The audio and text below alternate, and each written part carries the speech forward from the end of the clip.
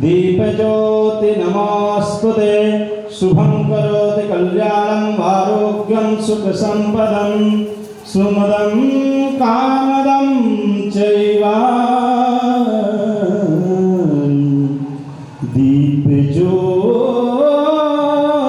दीपज्योति नमोस्तुते कृष्णाय वासुदेवाय हरये परमात्मने प्रणतक्लेशनाशाय श्रीकृष्णाय वयं नमः।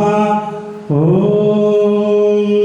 सच्चिदानन्दरूपाय विश्वोत्पत्त्यादिहेतवे तापत्रयविनाशाय श्रीकृष्णाय वयं नमः। श्रीकृष्णाय वयं नमः। यं प्रव्रजन्तमनुपेतमपेतकृत्यं द्वैपायनो विरहकातरया जुहाव पुत्रेति तन्मयतया तर्वोऽभिनेदोस्त्वं सर्वभूतहृदयं मुनिमानतोऽस्मि। वराहपीडं नटवरवपः कर्णयो कर्णकारं बिभ्रतिवासः कानककपिशं वैजयन्ती चालां रन्धानवेणोरधसुधा पूर्णयङ्गोपवृन्दे वृन्दावनं सभद्रमणं गीतया श्रीकीर्तिः। स्वस्ति श्री वृंदावन विहारिणे नमः। सच्चिदानंद स्वरूपाय श्री काके विहारी देवताभ्यो नमः। ध्यानं समर्पयामि प्रार्थनापूर्वकं नमस्करोमि प्रणाम्यहं। बोले वृंदावन विहारी लाल की जय हो।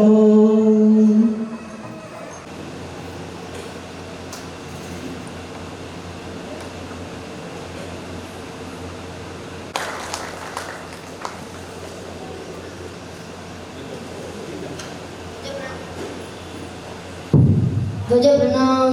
1 2 3 प्रार्थना।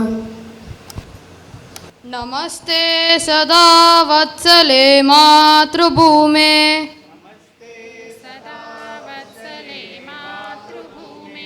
त्वया हिन्दुभूमे सुकौवदितोऽहम्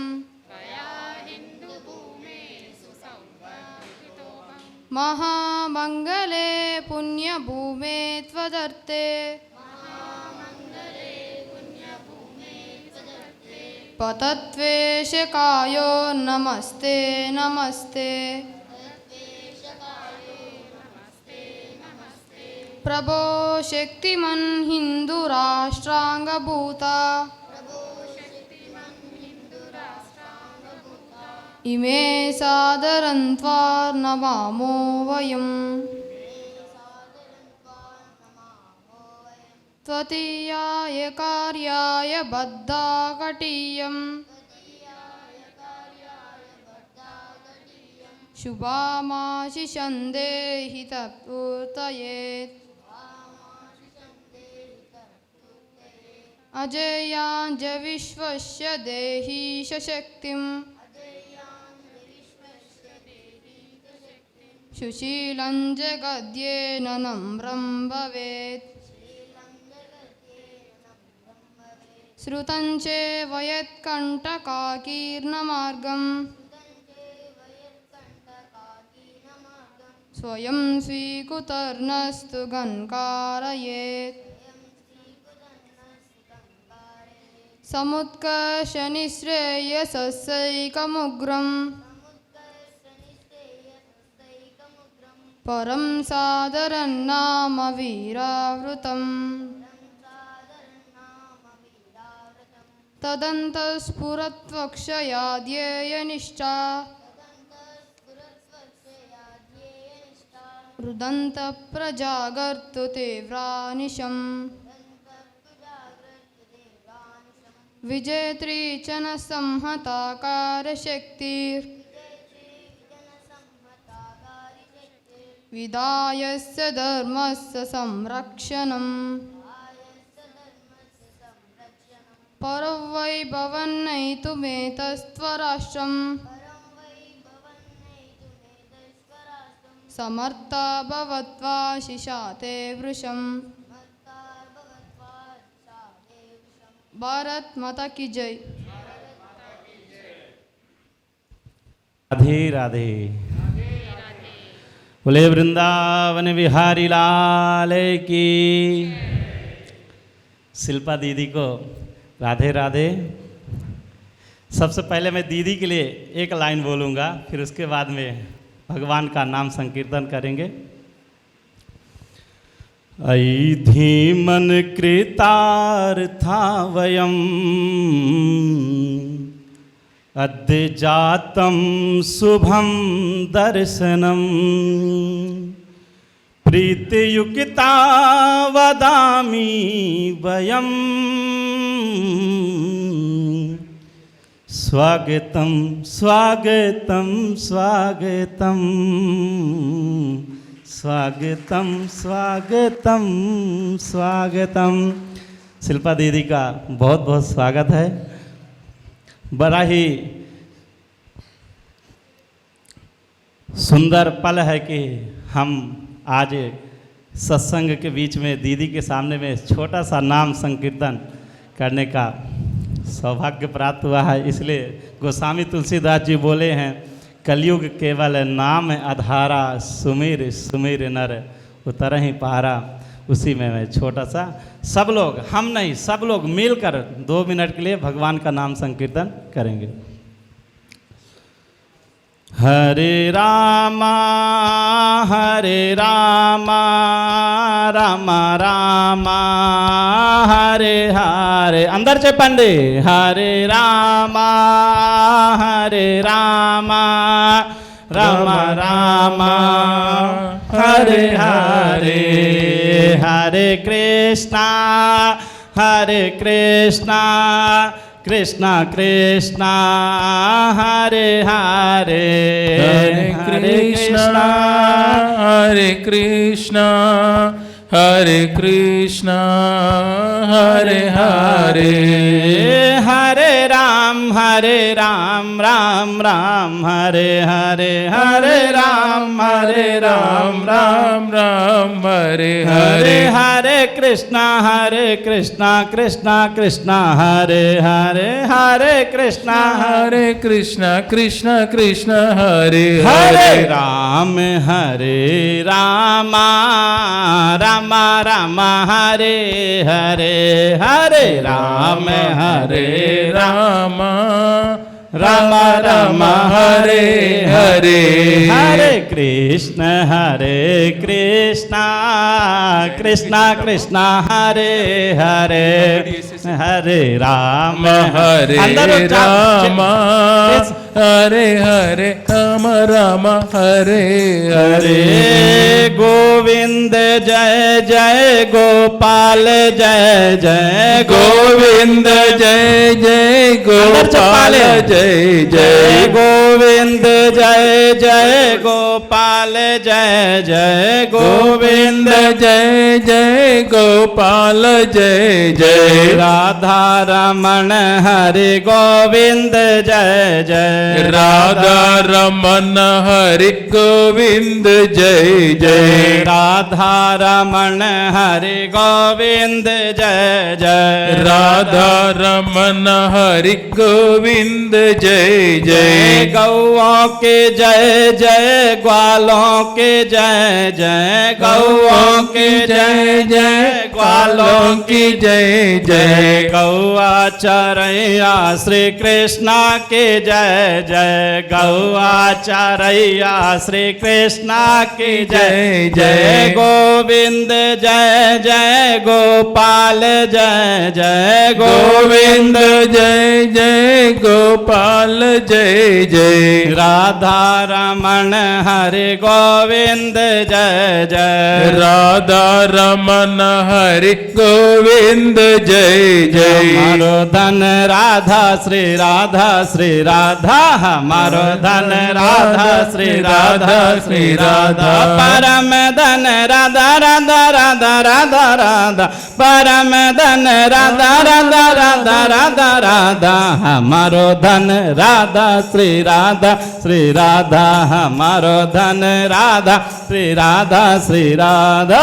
वृंदावन में राधे राधे कुंज गलिन में राधे राधे प्रेम गलिन में राधे राधे निधि वन में राधे राधे प्रेम गलिन में राधे राधे बांके बिहारी राधे राधे गोपेश्वर जी राधे राधे राधे राधे राधे बरसाने वाली राधे श्री राधे राधे राधे बरसाने वाले राधे श्री राधे राधे राधे बरसाने वाले राधे श्री राधे राधे राधे बरसाने वाले राधे।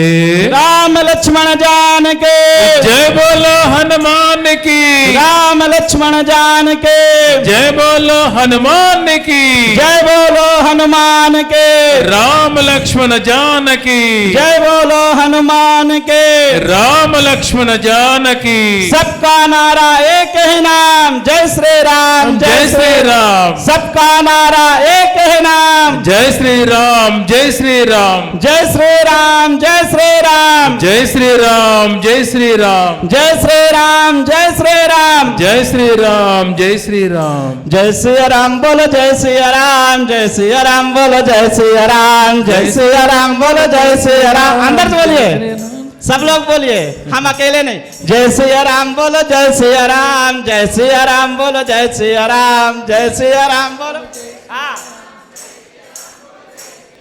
हनुमान हमारा कैसा है हमारा हनुमान जी कैसे हैं हनुमान हमारा कैसे है कानन कुंडल के था कैसे है जय श्री राम बोलो जय श्री राम जय श्री राम बोलो जय श्री राम जय श्री राम जय श्री राम बोलो जय श्री राम जय श्री राम जय बोलो जय श्री राम बोले राजा रामचंद्र भगवान के जय अभय अंजनी स्वामी के जय शंकर जी भगवान के जय ललिता माता के जय वृंदावन बिहारी लाल के परम पूजनी शिल्पा दीदी की जय हो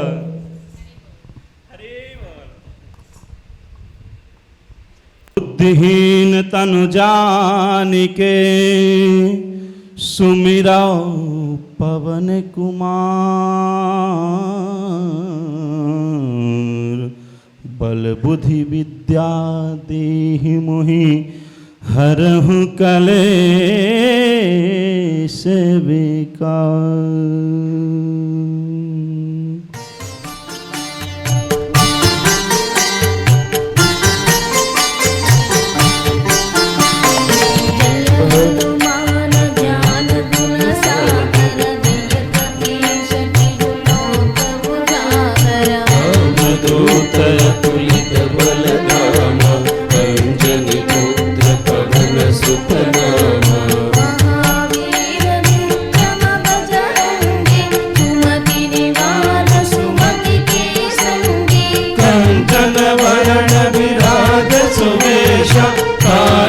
कुंडल कुंचित केश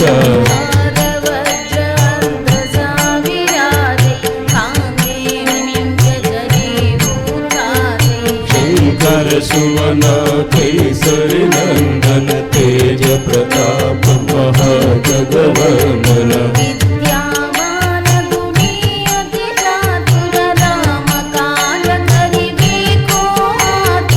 चरित्र सुनिवे को रसिया राम लखन सीता मन बसिया सूक्ष्म रूप धरि सियहि दिखावा विकट रूप धरि लंक जलावा भीम रूप धरि असुर संहारे रामचंद्र के काज सवारे लाय सजीवन लखन धियाए श्री रघुवीर हरषि उर लाए रघुपति के बहुत बड़ाई तुम मम प्रिय भरतहि सम भाई सहस वदन तुमरो यश गावै अस कहि श्रीपति कंठ लगावै सनकादिक ब्रह्मादि मुनीषा नारद शारद सहित हरीशा कुबेर दिगपाल जहाते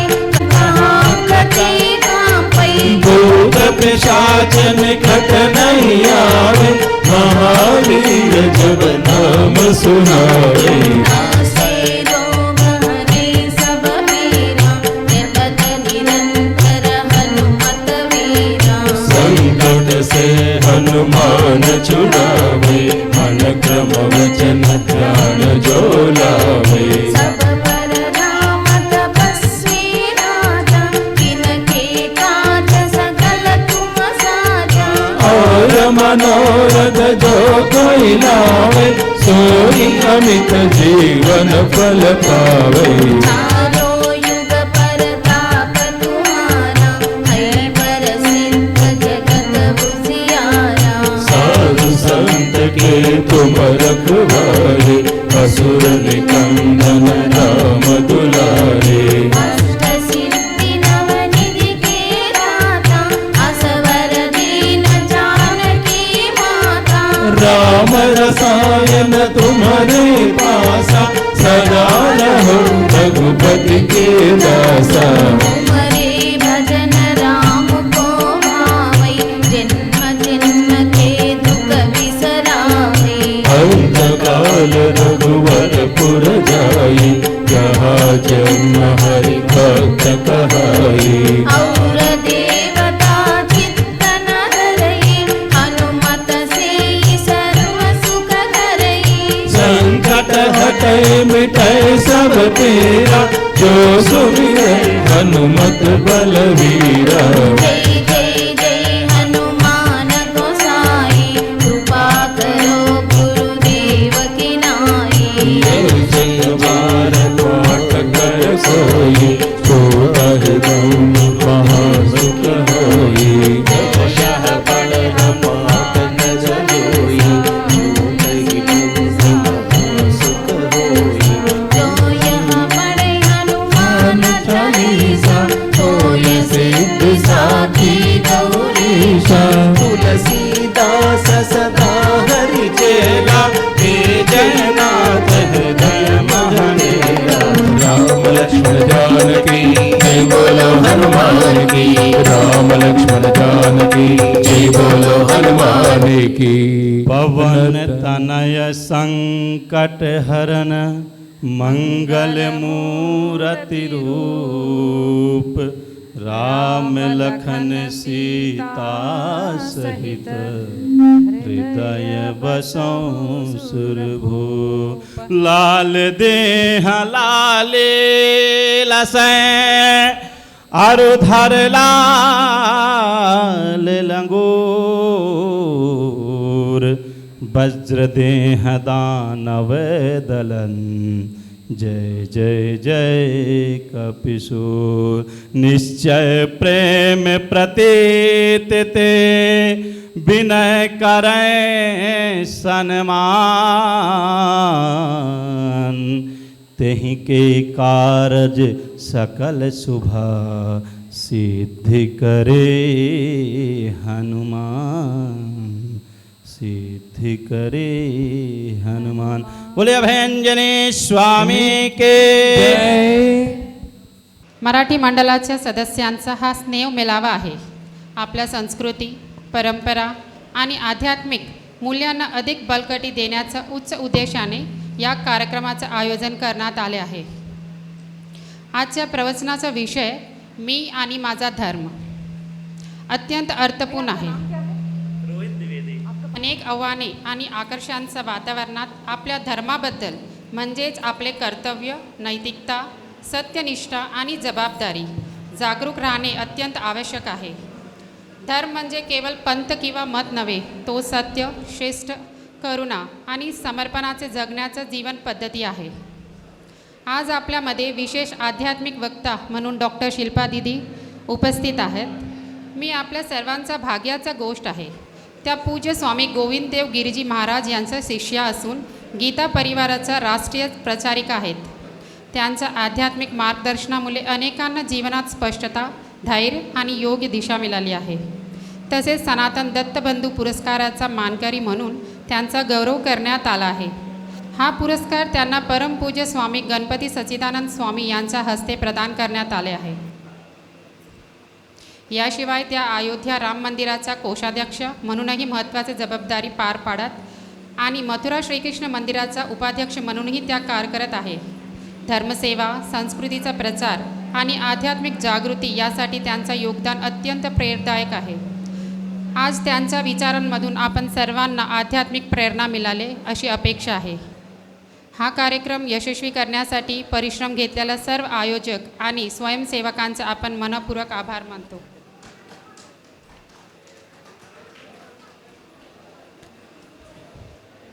त्यांच्या समर्पण भावनेमुळे आपल्याला परंपराचे जतन आणि संवर्धन शक्य होत आहे.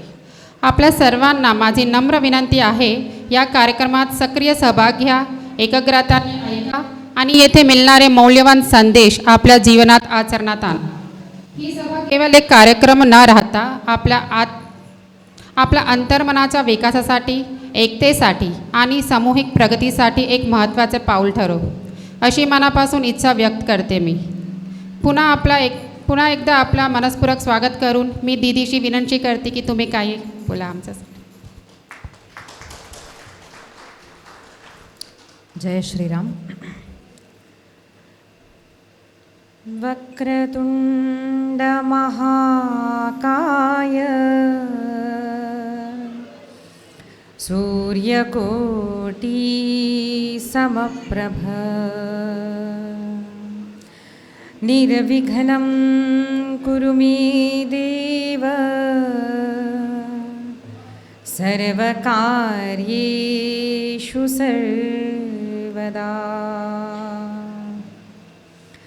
या कुन्देन्दुतुषारहारधवला या शुभ्रवस्त्रावृता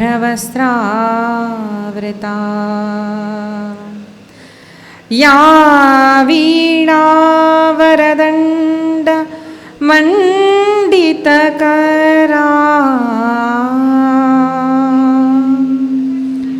या श्वेत पद्मासना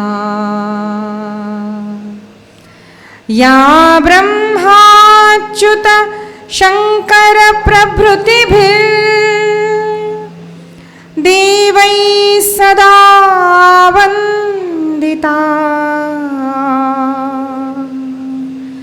सा मां पातु सरस्वती भगवती निःशेषजाड्यापहा.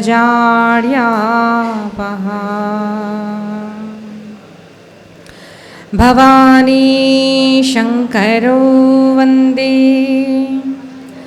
श्रद्धा विश्वासरूपिणो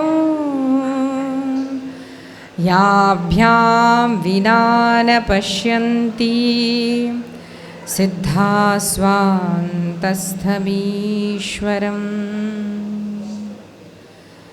वंशी विभूषितकरान्नवनीरदाभा पीताम्बरा तरुणबिम्बफलाधरोष्ठा पूर्णेन्दुसुन्दरमुखात् अरविन्दनेत्रा कृष्णात् परं किमपि तत्त्वमहं न जाने. गुरुर्ब्रह्मा गुरुर्विष्णुः गुरुर्देवो महेश्वरः गुरुः साक्षात् परब्रह्म तस्मै श्री गुरवे नमः. योऽन्तः प्रविश्य मम वाचमिमां प्रसुप्तां सञ्जीवयत्यखिलशक्तिधरस्वधाम्ना अन्यांश्च हस्तचरणश्रवणत्वगादीन् प्राणान् नमो भगवते पुरुषाय तुभ्यम्.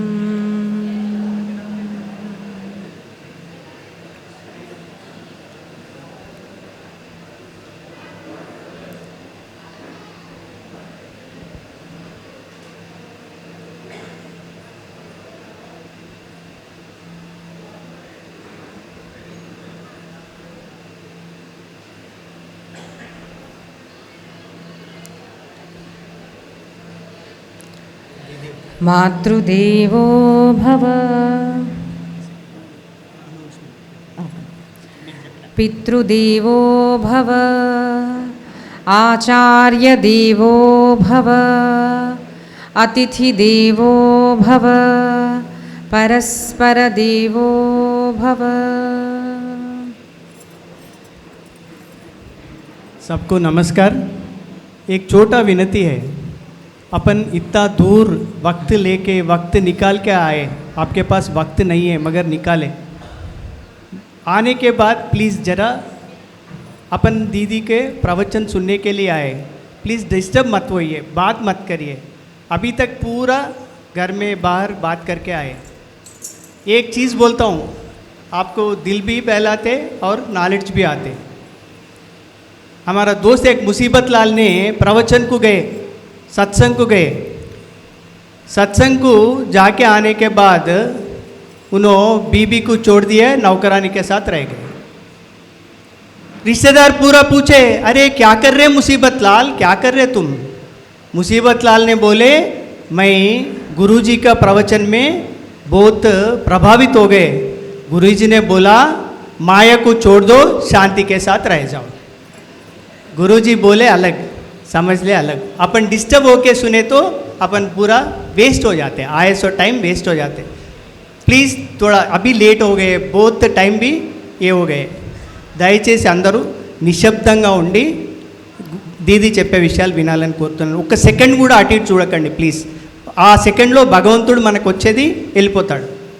Thank you. సారీ దీది. పరబ్రహ్మ పరమేశ్వర जगदीश्वर जगन्नाथ परम कृपालू दयालू भक्तवत्सल करुणावत्सल माझा इष्ट भगवान श्रीकृष्ण याच्या कृपेनं अत्यंत दुर्लभ असा सत्संग आपल्याला प्राप्त झालेला आहे. शिवरात्रीच्या दिवशी मी जगत्याला पहिल्या वेळेस आले होते. ते श्रीनिवासजी म्हणून होते, त्यांनी बोलवलं. गेल्या 6 महिन्यापासून चाललं होतं की दीदी तुम्ही जगत्याला या. तर शिवरात्रीच्या दिवशी अभय आंजनेय स्वामी या मंदिरामध्ये शिवरात्रीचं प्रवचन झालं. त्या प्रवचनामध्ये मी सहज बोलून गेले की मी हिंदी, इंग्लिश, मराठी आणि तेलुगू या 4 भाषेमध्ये बोलते. असं म्हटल्याबरोबर रामूजी जिगदेजी आहेत, ते प्रवचन झाल्यानंतर माझ्याकडे आले आणि म्हणले, दीदी मला इतका आनंद झाला कारण मी अनेक दिवसांपासून मराठी प्रवचन करणारा वक्ता शोधत होतो. कारण जगत्यालमध्ये मराठी बोलणारे खूप लोक आहेत, आमचे लोक. मला त्यांच्यासाठी मराठीतून सत्संग ठेवायचा आहे आणि खूप आनंद झाला दीदी तुम्ही मराठीत बोलतात, मग तुम्ही याल का पुन्हा? मी म्हणले नक्की येईल. आमचं कामच ते आहे की लोकांपर्यंत जायचं, लोकांना भगवंताशी जोडायचं, कथा कीर्तन सांगायचं भगवंताबद्दल, हेच आमचं काम असतं. म्हणलं नक्की येईल. आणि त्यांच्या डोळ्यात पाणी आलं. खूप लोकांना असं वाटतं नाही, एक व्यक्ती खूप धडपड करतोय, कार्यक्रमाचं नियोजन करतोय, लोकांना बोलवतोय, या या या या म्हणतोय. अनेकांना शंकाही आली असेल की रामू जिगदे साहेब काही काउन्सिलर किंवा मेयर म्हणून काही लढणार आहेत की काय. काय असेल हो धडपड याची? तर ही त्यांना समजते ज्यांना स्वतःला सत्संगाची गोडी असते ना. आणि असा व्यक्ती जेव्हा आजूबाजूला पाहतो की मनुष्य जीवन अत्यंत दुर्लभ आहे, अशा दुर्लभ जीवनामधले प्राप्त करून मनुष्य भगवंताची भक्तीच्या ऐवजी दुसरं कुठंतरी भरकटलेलं आहे. आणि अशा व्यक्तीनं सुद्धा भक्ती करायला नको का? याला पण भक्तीचा रंग लागला पाहिजे, अशी ज्याची धडपण असते ना त्याला समजतं की रामू जिगदेजींचा जो एजेंडा आहे ना तो काय आहे. फक्त एकच, दीदी सगळ्यांना मला सत्संगाला जोडायचं आहे, सगळ्यांना मला भगवद्गीतेशी जोडायचं आहे, सगळ्यांना मला भगवान श्रीकृष्णांची जोडायचं आहे. फक्त या हेतूनं त्यांना हा कार्यक्रम ठेवला आहे, कळालं. मी म्हटलं आता तर मी नक्की येणार आणि लवकरात लवकर येणार. आणि मग आजची तारीख देण्यात आली आणि मी इथं आले. आणि इथं आल्यावर खूप आनंद झाला कारण तसा माझा परिचय ताईंना दिला, पण मी 2 आईची मुलगी. म्हणजे काय, महाराष्ट्राचा जन्म, जसं देवकीनं जन्म दिला पण यशोदेनं पाळलं, त्याकडनंही आला नाही का, तसं जन्म महाराष्ट्राचा, परळी वैद्यनाथचा, आई परळी वैद्यनाथची, आणि बाबा जालन्याजवळ साळेगाव हे जे छोटं गाव आहे त्या गावाचे बाबा. आणि महाराष्ट्रातला जन्म पण वाढले कुठं, तेलंगणामध्ये. आणि त्या तेलंगणाच्या आईनं मला भरभरून प्रेम दिलं. म्हणून मी हमेशा सांगते, मी 2 आईची मुलगी. पण फक्त तेलंगणाची आणि फक्त महाराष्ट्राची का नाही, हे विश्वची माझे घरं, असं एक आपल्याला दृष्टिकोन देणारे आपल्या भारत देशामध्ये जे संत झाले, त्यांनी आपल्याला काय सांगितलं की फक्त भारत माताच आपली माता आहे असं नाही आहे. घर कोणतं आपलं, तर विश्वची माझी घरं. आणि विश्वामध्ये राहणारे प्रत्येक जो व्यक्ती आहे ना, तो माझा बंधू आहे. आपल्याला पुराण सांगतात, माता च पार्वती देवी, पिता देवो महेश्वरः, बांधवा शिवभक्ताश्च. कोण बंधू, आमच्या जातीतले, आमच्या भाषा बोलणारे, आमच्या गल्लीतले, हे नाही, बांधवा शिवभक्ताश्च. घर कोणतं हो तुमचं, स्वदेशो भुवनत्रयम. आमचा देश कोणता, आम्ही कुठले, तर संपूर्ण विश्व जे आहे आम्ही तिथले आहोत. संपूर्ण विश्व आमचं घर आहे. म्हणून आपल्या भारतीय सनातन वैदिक धर्मामध्ये कुठलाही कार्यक्रम होईल, यज्ञ याग पूजा पाठ पारायण, कुठलीही कार्यक्रम केलं तर पुजारी अवश्य सांगतात की विश्व का कल्याण हो. प्रत्येकाच्या कल्याणासाठी आपल्याकडे प्रत्येकजण प्रार्थना करतं. कुणासाठी, फक्त आपल्या घरासाठी नाही, संपूर्ण विश्वासाठी. ह्या दृष्टिकोनातून मी कुणाची आहे, तर मी या विश्वाची आहे. आणि माझी आई माझी भारत माता आहे. तर या भूमिकेतून माझं इथं येणं झालं आणि अनेक लोकांचे संबंध जुळलेत बघा. आता या ताईची माझा खूप प्रगाढ संबंध आहे, त्यांना माहिती नसेल पण मी सांगते. हमारे श्रील प्रभुपाद जी जो है, he is always my pillar. आप मेरे वेबसाइट में देख सकते हैं, जो 3-4 पिलर है मेरे, 4 स्तंभ.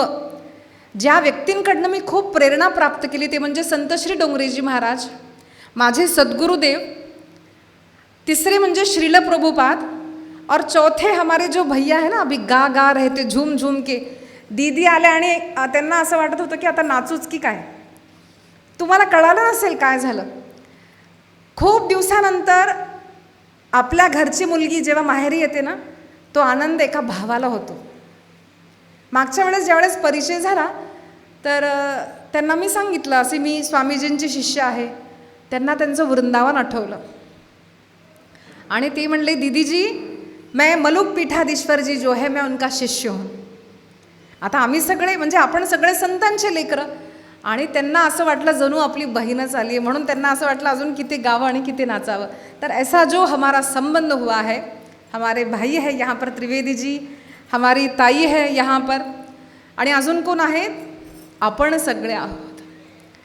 तुम्हाला अजून एक सांगू का, मी महाराष्ट्रातही जाते.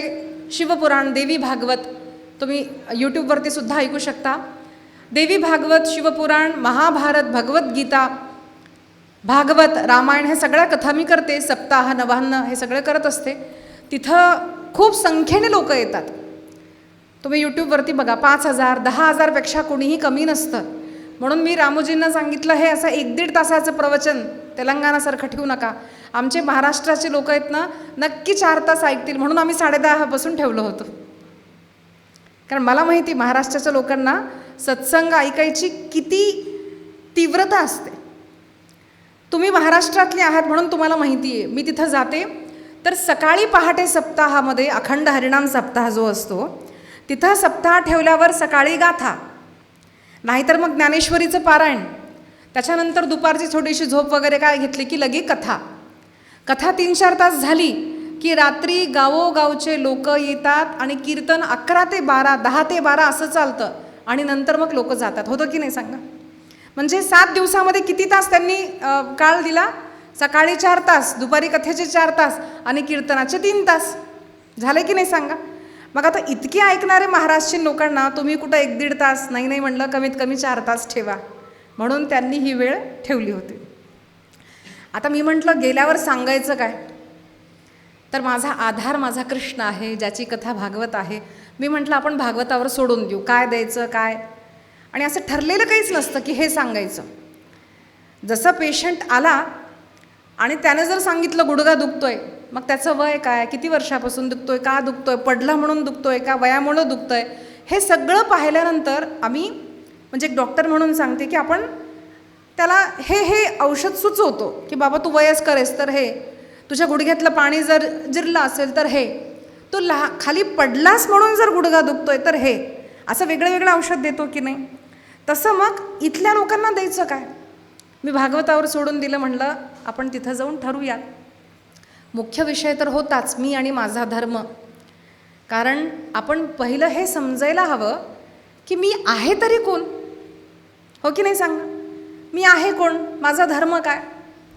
म्हणून आपण त्या विषयावरती पुढे बोलूयात. पण त्यापूर्वी 2 मिनटं सगळ्यांनी टाळ्या वाजवायच्या, गीत गाता गाता वाजवायच्या, भगवंताचं नामस्मरण करत वाजवायचं. आज मी तुम्हाला पंढरपूरला नेणार आहे. जायचं आहे ना? कुणाकुणाला यायचं पंढरपूरला? सगळ्यांना नाही, म्हणजे तुम्ही जर हात नाही उचलले तर तिकीट नाही मिळणार बरं. म्हणून ज्यांना ज्यांना यायचं असेल त्यांनी टाळी वाजवा आणि माझ्यासोबत गा.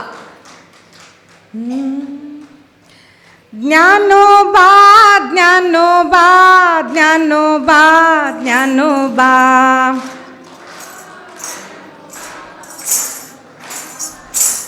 जेवण झालंय ना पोटभर? नाही म्हणजे उपाशी असल्यावर काय ज्ञानोबा ज्ञानोबा आवाजच निघत नाही. पण जर पोटभर झालं असेल तर खणखणीत आवाज निघाला पाहिजे, हो ना. ज्ञानोबा ज्ञानोबा ज्ञानोबा ज्ञानोबा.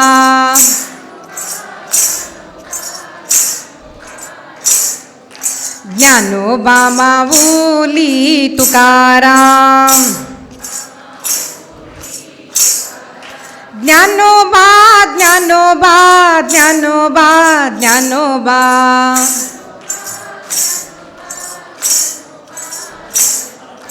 ज्ञानोबा ज्ञानोबा ज्ञानोबा ज्ञानोबा.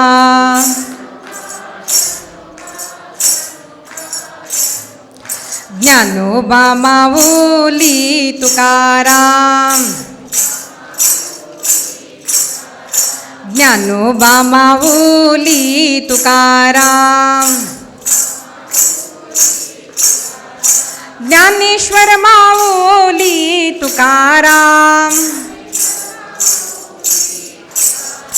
ज्ञानेश्वर माऊली तुकाराम. ज्ञानोबा माऊली तुकाराम. ज्ञानोबा ज्ञानोबा ज्ञानोबा ज्ञानोबा.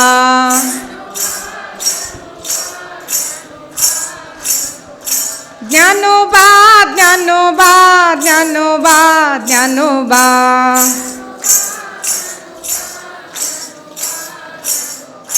ज्ञानोबा माऊली तुकाराम.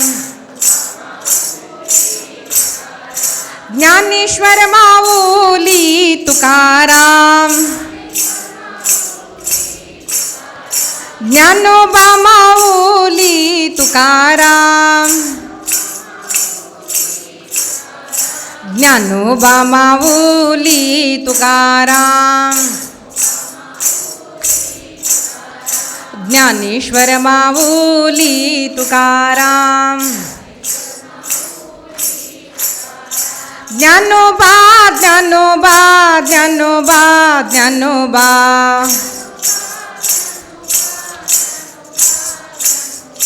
ज्ञानोबा ज्ञानोबा ज्ञानोबा ज्ञानोबा.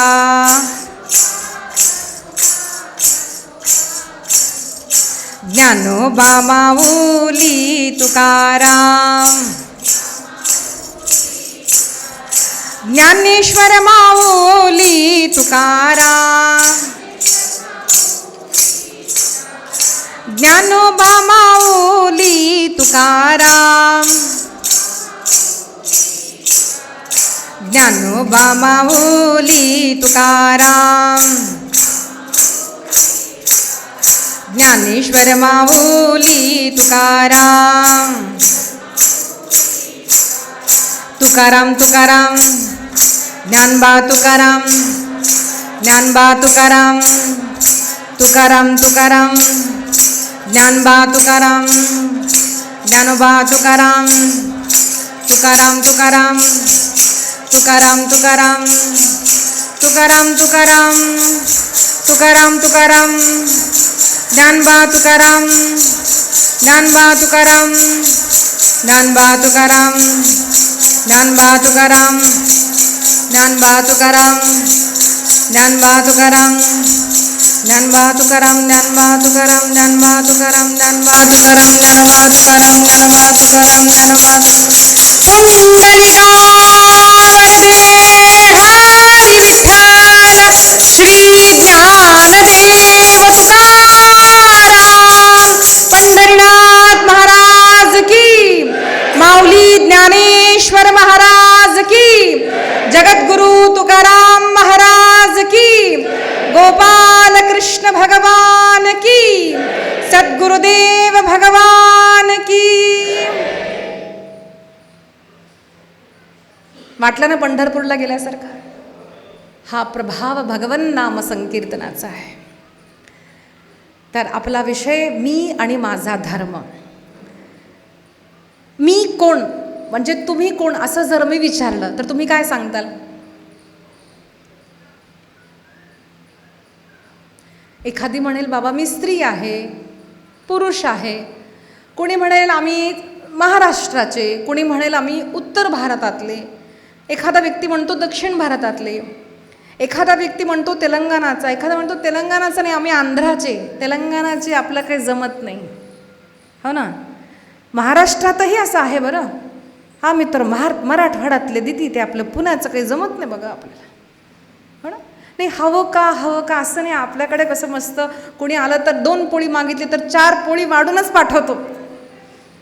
नाही गंमत करते असं आहे का आपला भेद? आम्ही पुणेकरी, आम्ही मराठवाडाचे, आम्ही तेलंगणाचे, आम्ही केरळाचे, आम्ही कर्नाटकाचे, आम्ही स्त्री, आम्ही पुरुष.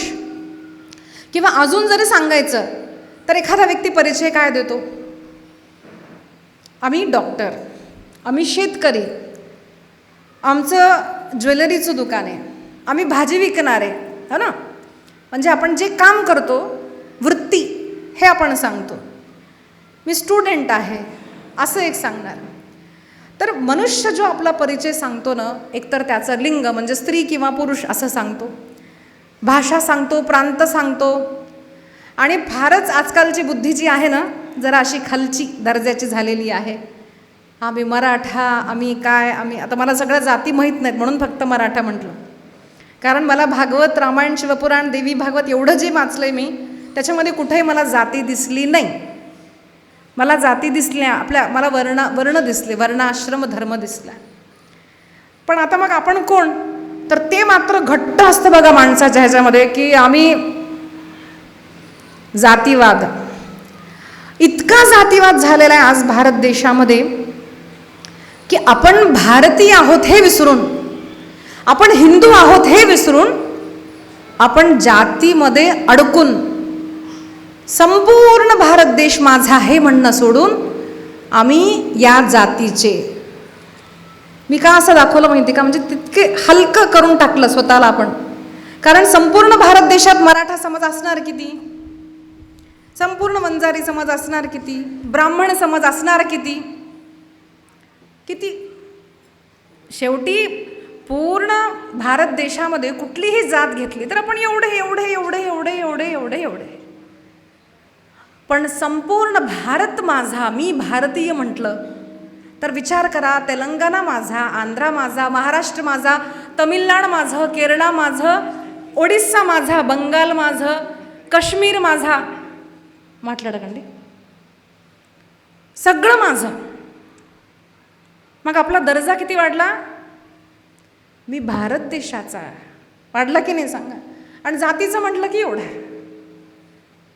म्हणून पहिलं आपण ना मी कोण आहे हे समजून घेणं खूप गरजेचं आहे. आपण कोण? शास्त्रांनी काय सांगितलं? तुम्ही कोण? तुम्हाला एक सांगू का? शास्त्राचं ज्ञान प्रारंभ होतं भगवद्गीतेमध्ये. आपण सगळेजण ज्ञान म्हणजे भगवद्गीता इथून ऐकतो. तर गीतेमध्ये कसा परिचय दिलेला आहे? जेव्हा अर्जुन म्हणतो, हे कृष्ण, आता मी युद्ध नाही करणार, मला खूप भीती वाटते, इतका मोठा समाज आहे माझ्यासमोर, माझ्याशी युद्ध करणारे समोर माझे काका आहेत, माझे मामा आहेत, माझे गुरु आहेत, माझे बंधू आहेत, आणि या माझ्या लोकांसोबत मी युद्ध करायचं? अरे माझा थरकाप होतो रे, मी युद्ध नाही करू शकत, मी घाबरतोय. आणि जेव्हा नकांक्षे विजयम कृष्ण न च राज्यम सुखानी च, आणि शेवटी करणार काय? माझ्या लोकांसोबत मी भांडून फार झालं तर काय राज्य तर प्राप्त करेल ना. ते राज्य सुख हे सगळं काही नको रे बाबा, मला युद्ध नको. असं जेव्हा अर्जुन म्हणाला त्यावेळेस कृष्ण काय म्हणले माहिती? क्लैब्यम मास्मगम पार्थ नैतत्वयुपबद्धते. इथून कृष्णाचा उपदेश जो आहे ना तो प्रारंभ झालेला आहे. आणि कृष्णानं पहिला उपदेश काय दिला? तर तू स्त्री आहेस, तू पुरुष आहेस, तू अमक्या जातीचा आहेस, तू क्षत्रिय आहेस, तू ब्राह्मण आहेस, हे नाही दिला. भगवंतानी जो प्रारंभ दिलेला आहे, हे अर्जुन तू आत्मस्वरूप आहेस. म्हणून पहिलं आपल्याला ज्ञान काय प्राप्त करून घ्यावं लागेल? की बाबा मी स्त्री आहे, मी पुरुष आहे, मी अमक्या वयाचा आहे, अमक्या जातीचा आहे, हे नाही, मी आत्मस्वरूप आहे. आपलं ज्ञान इथून प्रारंभ होतं आणि आपलं ज्ञान याच्यावरतीच येऊन थांबतं की मी आत्मस्वरूप आहे, मी देहातीत आहे. आणि मग तिथं भगवंताने जे सांगितलेलं आहे, वासांसी जीर्णानि यथा विहाय, हे भगवंतांनी सांगितलेलं आहे. भगवंताचा उपदेश, नैनम छिंदन्ति शस्त्राणि नैनं दहति पावकः न चैनं क्लेदयन्त्यापो न शोषयति मारुतः. तू कोण आहेस? घाबरतोयस न मृत्यूला, की भांडणं करेल, युद्ध करेल, मी मरेल, मी मारेल. आणि मरणार कोण? या आत्मस्वरूपाला न अग्नी, न वायू, न आप, न तेज काहीही स्पर्श करू शकत नाही. अरे या आत्म्याचा नाश होत नाही, तू चिरंतन आहेस. इथून ज्ञान प्रारंभ करून शेवटी संपूर्ण भगवद्गीता ऐकल्यानंतर सुद्धा आपल्याला काय प्राप्त होतं? भक्तियोग असेल, कर्मयोग असेल, सांख्ययोग असेल, कुठलाही योग असेल, शेवटी प्राप्त करून देणारा काय? तर ज्ञान. कशाचं ज्ञान? आपल्याला भरपूर खूपशा वस्तूंचं ज्ञान असतं. लग्न कसं करायचं, सुख कसं भोगायचं, किती किती प्रकारचे पदार्थ किती किती मस्त बनवून खायचे असतं आपल्याला नॉलेज. कसं कसं कुणाला बुडवायचं नाही, म्हणजे तुम्हाला नसेल, पण अशा बुद्धी आपल्या सगळ्यांमध्येच खूप भरलेल्या आहेत. पण एक बुद्धी आपल्याला काय नसते माहिती का? मी कोण? आपल्याला काय वाटतं की मी ही, म्हणून हे शरीर मी असं म्हणलं गेल्यामुळं, अमक्या जातीचा मी असं म्हटलं गेल्यामुळं, अमक्या प्रांताचा मी असं म्हटल्यामुळं महाराष्ट्राच्या लोकांना बोलतो की त्याला राग येणार, या जातीच्या माणसाला बोलतो की त्याला राग येणार. पण जेव्हा हे ज्ञान प्राप्त होतं की भाई मी स्त्री नाही आहे, मी पुरुष नाही आहे, मी ज्ञानस्वरूप आहे, मी आत्मस्वरूप आहे, हे जेव्हा बुद्धीमध्ये लक्षात येतं ना आपल्याला, तेव्हा याच शरीरामध्ये राहून, या शरीरामध्येच राहून आम्ही जातो आमच्या गावा, आमचा राम नाम घ्यावा, आमचा राम नाम घ्यावा. तुकाराम महाराज मेले असते तर कंठातनं आवाज आला नसता. तुकाराम महाराज देहासकट होते आणि देहासकट म्हणले आम्ही चाललो. कोण चाललं? कोण चाललं? विचार करा. अहो काल जो व्यक्ती आपल्याशी बोलला आणि एकदम फोन येतो, अरे भाऊ आपली मावशी गेली बघ. एखादा व्यक्तीचा भाऊ गेला आणि आपण लगेच काय आठवण करतो, अरे काल तर बोलला माझ्याशी, काल तर ती माझ्याशी बोलली चांगली, एकदम काय झालं? आणि मग आपण तिथं जायची तयारी करतो, जातो आणि बघतो तर काय, प्रत्येक वेळा हेच अनुभव. एक व्यक्ती गेला म्हणून कळाल्यावर तेच 2 हात, तेच 2 पाय, तेच शरीर, कधी कधी असं वाटतं झोपला ना, झोपलेला व्यक्ती आणि मृत व्यक्ती बदल काय मला सांगा. एक काहीतरी तत्व जे या शरीरातनं निघून गेलं आणि मग डॉक्टर सुद्धा म्हणतात अब ये चले गए. आता एखादा व्यक्ती म्हणेल काय चले गए, हात तेच आहेत, बोटं तेच दिसत आहेत, गालं दिसत आहेत, सगळं फक्त डोळे बंद आहे, डोळे उघडू शकतो का? काय गेलं मग त्या शरीरातनं? ते आहे ना ते मी. म्हणून विचार करा, आपण जेव्हा आपला परिचय देतो थोडा नीट विचार करा. ताई माझा हात दुखतोय, लक्षात घ्या आपण काय म्हणलं, माझा हात दुखतोय. कुणाचा हात? मी हात नाही, मी हात दुखतोय नाही, मी डोकं दुखतोय नाही, माझं डोकं दुखतंय, माझा हात दुखतोय, माझे पाय, माझं. कुणाचं? जे कुणाचं आहे, जे ज्याच्यामुळं हे शरीर तुझं आहे असं वाटतंय तुला, ते जे आहे ना ते तू आहेस. आणि हे कळणार कसं? हे बोलल्यानं नाही कळणार, हे फक्त प्रवचन ऐकल्यानं नाही कळणार, हे सद्गुरू कृपेनं लक्षात येतं, हे नामस्मरणानं लक्षात येतं आणि हे भगवत भक्तीनंच लक्षात येतं, बाकी दुसरा मार्ग नाही. म्हणून संतांनी काय सांगितलं? हरिमुखे म्हणा, हरिमुखे म्हणा, पुण्याची गणना कोण करी, पुण्याची गणना कोण करी, पुण्याची गणना कोण करी. असोनी संसारी, काय? असोनी संसारी जिव्हे विगु करी, वेदशास्त्र उभारी बाह्या सदा, वेदशास्त्र उभारी बाह्या सदा. ज्ञानदेव म्हणे, हरिपाठ, संपूर्ण हरिपाठात हेच. काय सांगितलं? काय करायचं? कसं कळणार ज्ञान? भगवा रंग घातल्यानं ज्ञान कळतो का? प्रांत बदलल्यानं ज्ञान कळतं का? की नाही बाबा आता जगत्याला सोडणार, आता आपल्याला ज्ञानी व्हायचंय आणि आम्ही हरिद्वारला जाणार. बरं, हरिद्वारला जाणार, कुठं राहणार? आम्ही घर सोडलं, तिथं जाऊन म्हणणार कुछ आश्रम अगर अच्छा है तो हम वहाँ पे रहेंगे. घर सोडलं पण आश्रम पाहिजे, ही वस्त्र सोडली, भगवा तर पाहिजे की नाही, वस्त्र लागते. आता पोळी भाकरी पुरणपोळी सोडली, लेकिन कुछ तो यहाँ बनता तो होगा, काहीतरी. आणि कधी कधी मग अशी मिठाई पण आठवते आमच्या महाराष्ट्रातनं, पुरणाची पोळी आणि काय ते तुम्हाला जे आवडतं, आंब्याचा रस, है ना. असं कधीतरी थोडीशी आठवण येते तिथं गेल्यावर सुद्धा. आणि मग तिथं गेल्यानंतर रामकृष्ण हरी रामकृष्ण 2 दिवस छान वाटतं, तिसऱ्या दिवशी तुझी लंगोटी इथं कशाला मारलीस रे, चल तिकडं. महाराष्ट्राच्या माणसाला बोलशील का काय? आता बघ तुला मी दाखवतो. हरिद्वारमध्ये सुद्धा युद्ध, माझी जागा तुझी जागा, माझा रूम माझा संसार. म्हणजे मुद्दा बोलण्याचा की प्रांत बदलल्यानं, घर बदलल्यानं, वस्त्र बदलल्यानं ह्यानं ज्ञान होत नसतं. ज्ञान कशानं होतं? ज्ञान प्राप्त होतं भगवंताच्या नामस्मरणानं, भगवंताच्या भक्तीनं. आणि ते उत्तम उदाहरण आपल्याला जर कोणी करून दाखवलं असेल, त्या सगळ्या जगामध्ये आपल्या वारकरी संतांना आपल्याला दाखवलेलं आहे. सेना नावीचे चरित्र ऐकतो ना, कोण आहे तो? है ना, कटिंग करणेवाला. पण सेना नावीचे आज अभंग गाऊन आपण ज्ञान प्राप्त करतो. कोण तो? कटिंग करणारा. वेश्याची कन्या, जिचा जन्म वेश्याच्या घरी झाला, ती कान्होपात्रा सशरीर भगवंतामध्ये विलीन झाली. अशा कान्होपात्रेचं चरित्र आपण ऐकून भगवंताची भक्ती करतो. असे वारकरी संत. बिझनेस क्लासचे लोक म्हणजे आपले भक्त तुकाराम, जगद्गुरू तुकाराम महाराज, हो ना, ते बिझनेस क्लासचे लोक होते, वैश्य होते कामानं. त्यांचे अभंग म्हणून आज त्यांच्या गाथेचं पारायण करून आपल्याला ज्ञान प्राप्त होतं. नामदेव महाराज टेलर, आज त्यांचे अभंग फक्त आपणच नाही म्हणत, तर पंजाबमध्ये सुद्धा त्यांच्या जवळजवळ 62 अभंगांची नोंद पंजाबच्या गुरुग्रंथ साहेब याच्यामध्ये नोंद केलेली आहे. त्यांनी काय केलं होतं? सगळ्यांनी संसार सोडला होता. एकनाथ महाराज, नामदेव महाराज, तुकाराम, गोरा कुंभार. गोरा कुंभार कोण होता? कुंभार, गोरा काका.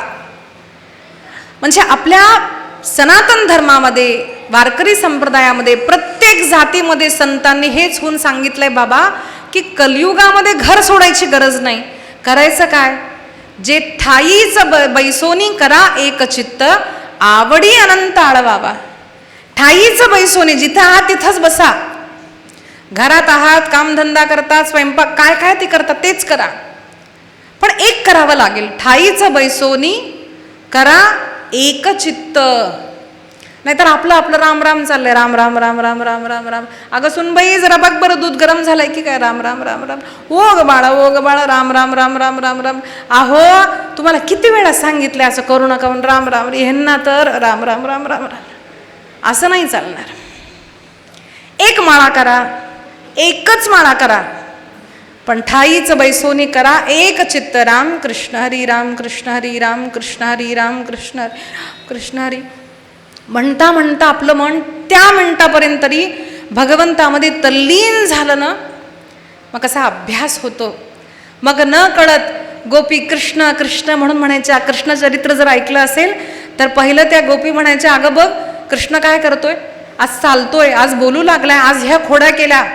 असं करता करता त्या गोपींचं मन इतकं रमलं की त्या दही दूध विकायला जाणार आणि म्हणणार, अहो दही घ्या, अहो दूध घ्या, अहो गोविंद घ्या, अहो गोपाल घ्या, अहो दही घ्या, अहो गोपाल घ्या. मुद्दाम नाही करत हे, सहज एकरूपता झाली. कशी आली? अभ्यासानं येते. अभ्यास म्हणजे काय? प्रॅक्टिस करावं लागतं. जसं एका मुलीनं पहिली पोळी केली की ते एखाद्या वेळेस ऑस्ट्रेलिया असं काहीतरी होतं नाही का, माझी तशीच झाली होती म्हणून मला म्हणते. आणि मग पहिलं येतच नाही, मग ती चिकटली अशी, मग ती काढून पुन्हा, म्हणजे आम्ही केलं नाही म्हणून सांगते. पण आता भराभरा पोळ्या करते मी. कसं आलं? अभ्यासानं आलं. तसे या संसारामध्ये मी कोण, माझा धर्म काय, हे आत्मस्वरूप करण्यासाठी पहिलं आपण नामस्मरण करावं लागतं, आपण सद्गुरू करावा लागतो, आपण एका मार्गाला लागून ठाईच बैसोनी करा एक चित्त, आवडी अनंत आळवावा. असं जर आपण केलं, मग हळूहळू आपल्याला भगवत भक्ती काय आहे, मी काय आहे, मी या संसारात का आलो, या सगळ्या प्रश्नांचं उत्तर आपल्याला मिळतं. आता मला एक सांगा, इथं बसणाऱ्या लोकांपैकी भागवत कुणी कुणी ऐकलंय? श्रीमद भागवत कुणी कुणी ऐकलंय? खरं खरं सांगा बरं, खोटं बोलू नका, कारण मी प्रश्न विचारणार आहे. कुणी कुणी ऐकलंय? ह्या सगळ्या ऍबसेंट होत्या वाटतं ज्यावेळेस कथा झाली. रामकथा कुणी ऐकली? वाल्मिकी रामायण कथा कुणी कुणी ऐकली? नाही ऐकली.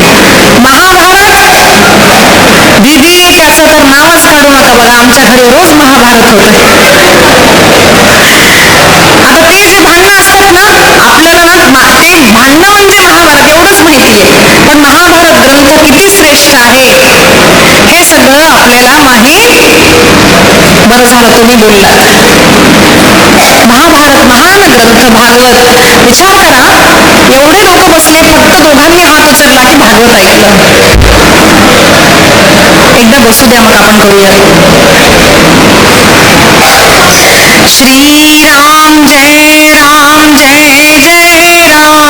कसा?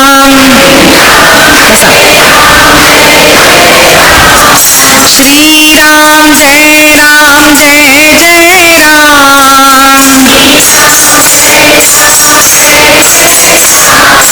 श्रीराम जय राम, जय जय राम. श्रीराम जय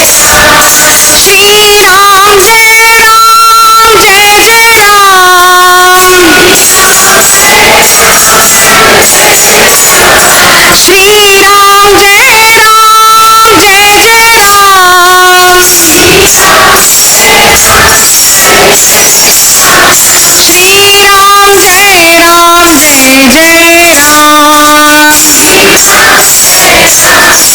जय राम, जय जय राम. श्रीराम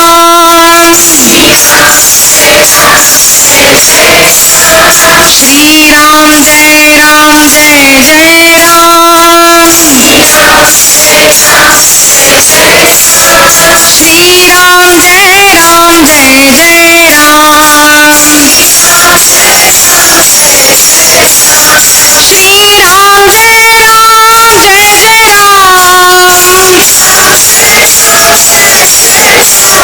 श्रीराम जय राम जय जय राम, श्रीराम जय राम जय जय राम, श्रीराम जय राम जय जय राम, श्रीराम जय राम जय जय राम, श्रीराम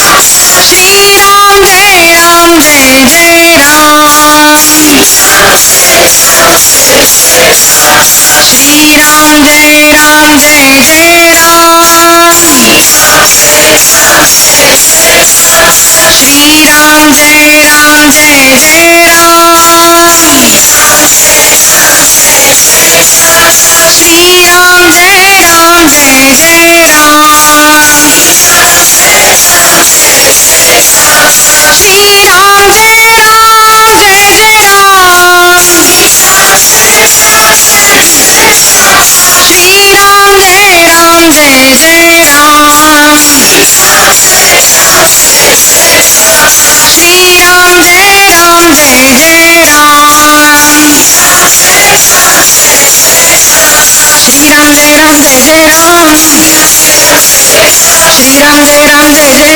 राम, श्रीराम जय राम जय जय राम, श्रीराम जय राम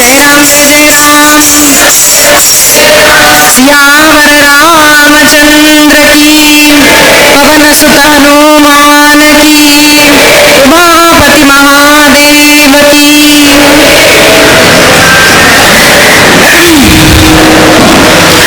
म्हणून संत म्हणतात, मी कोण हे जर समजायचं असेल तर काय करावं लागेल आपल्याला? साधू संतांकडनं ज्ञान प्राप्त करून घ्यावं लागेल. साधू संत कोण? आपले वारकरी संप्रदायातले संत. उत्तम उदाहरण. काय केलं त्यांनी? आपली वृत्ती सोडली नाही. शिंपी आहे, शिंपीचं काम करायचं. टेलर आहे, टेलरचं काम करायचं. आपला व्यवसाय करायचा. जनाबाई घरचं सगळं काम करायची. पण एकच केलं काय? तर ते आपल्या जिभेवरती भगवंताचं हरिनाम सातत्यानं आणि श्रद्धेनं ठेवलं. तो संत झाला.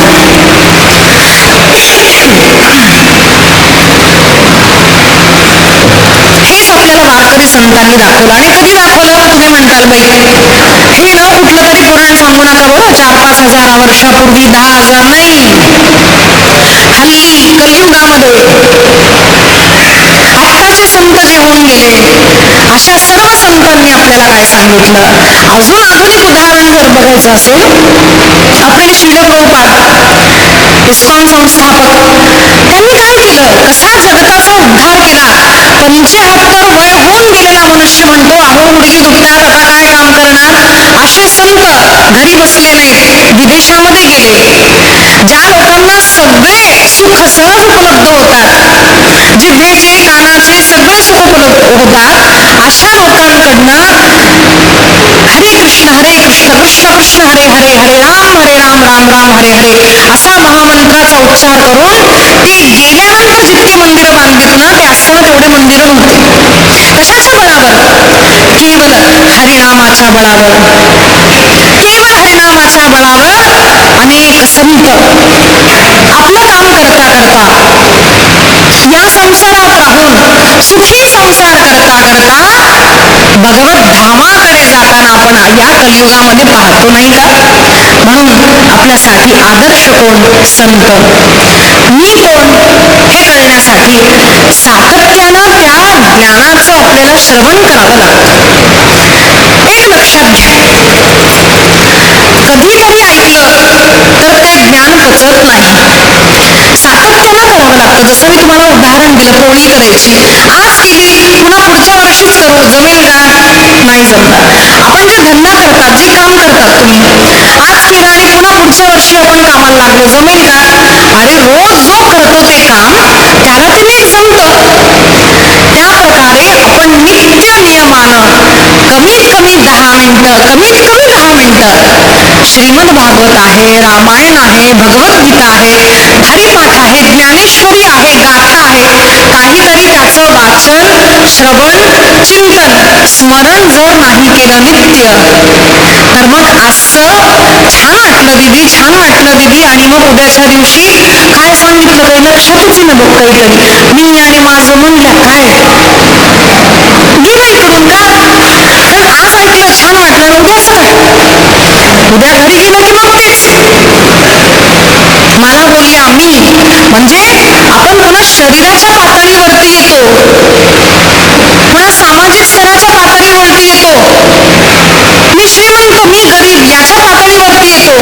आणि मग होतं काय, मग अज्ञान फुटतो, अज्ञान प्रस्फुटित होतो आणि त्याच्यातूनच अहंकार येतो. काय अज्ञान, अरे श्रीमंत मी आणि मला बोलला,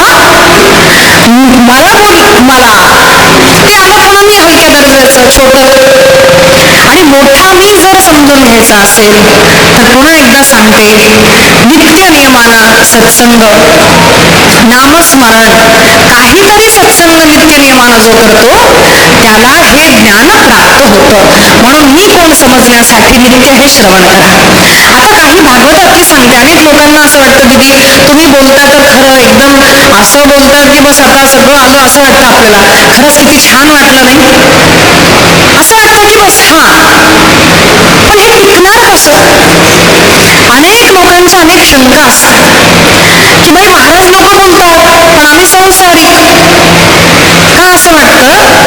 कारण आपल्याला वाटतं संसार म्हणजे फक्त विवाह केला म्हणजे संसार, असं नाही. लक्षात घ्या. तुम्हाला मी आता जे उदाहरण दिलं, आमचे गुरुदेव म्हणतात घरामध्ये जितके तंटे नसतात तितके तंटे या आश्रमामध्ये असतात. मूल पहा म्हणजे लक्षात येईल. संसार म्हणजे काय? लग्न झालं म्हणजे संसार का? लेकरू झालं म्हणजे संसार का? एखादं मोठं दुकान बांधलं म्हणजे संसार का? संसार म्हणजे काय? संत म्हणतात पहिला श्वास घेतला की संसाराचा प्रारंभ होतो. तो स्त्री असेल, पुरुष असेल, कुठलाही व्यक्ती असेल, जीव मात्र पहिला श्वास घेतला आणि संसाराचा प्रारंभ झाला. मग आपल्या सगळ्यांना ही शंका येते, बाबा ह्या संसारामध्ये सुख दुःख असतं का? दीदी म्हणलं छान वाटतं हो ऐकल्यावर, पण आमची दुःख तुम्हाला काय सांगू, असं होतं की नाही? आता असं दुःख असल्यावर हे सांगितलेलं ज्ञान आठवण येईल हे कसं काय? त्याच्यासाठीच म्हटलं मी रोज ऐका. या संसारामध्ये आपण सगळे पीडित जे आहोत ना ते कशापासून? संसारामध्ये दुःख आहे की नाही सांगा. या संसारामध्ये आपल्या प्रत्येकाला सुख आहे आणि दुःख आहे. हा संसार म्हणजे जाळ आहे. जीव असेल, जंतू असेल, मनुष्य असेल, स्त्री असेल, पुरुष असेल, प्रत्येकाला दोन गोष्टी असं फिरणारं जे चक्र आहे ना त्याला आपण म्हणतो संसार. सुख आणि दुःख, सुख आणि दुःख, सुख आणि दुःख, हे जे आहे ना तोच संसार आहे. पण आपल्याला काय पाहिजे असतं? प्रत्येक माणसाला पाहिजे असतं ते सुख आहे की नाही? बोला, आपल्याला काय पाहिजे?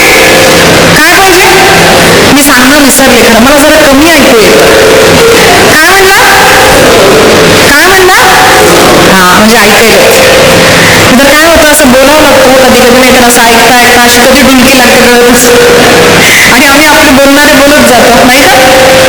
म्हणून असे लोक लपण्यासाठी कधी कधी मागं बसतात की चला दीदीची नजर काही पडणार, पण आम्हाला इथून सगळे दिसतात. असो गंमत म्हणून बोलले. तर प्रत्येक माणूस जो प्रयत्न करतो, लग्न करतो, कशासाठी? आता मी सुखी होईल. लग्न झालं, अहो लेकरू झालंच पाहिजे मग मी सुखी होईल. दुसरं लेकरू झालं पाहिजे मग सुख होईल. अहो माझं घर झालं पाहिजे मग मी सुखी होईल. माझी कार झाली पाहिजे मग मी सुखी होईल. म्हणजे माणूस जे सुख प्राप्तीची इच्छा करतो ना त्या या संसारामध्ये वस्तूमध्ये शोधतो. लग्न म्हणजे बायको आली किंवा नवरा आला तर सुख, संसारामध्ये गाडी मिळाली, घर मिळालं तर सुख, असं काहीतरी मिळाल्यावर सुख असं ज्याला वाटतं ना त्याला दुःख प्राप्त होतं. का?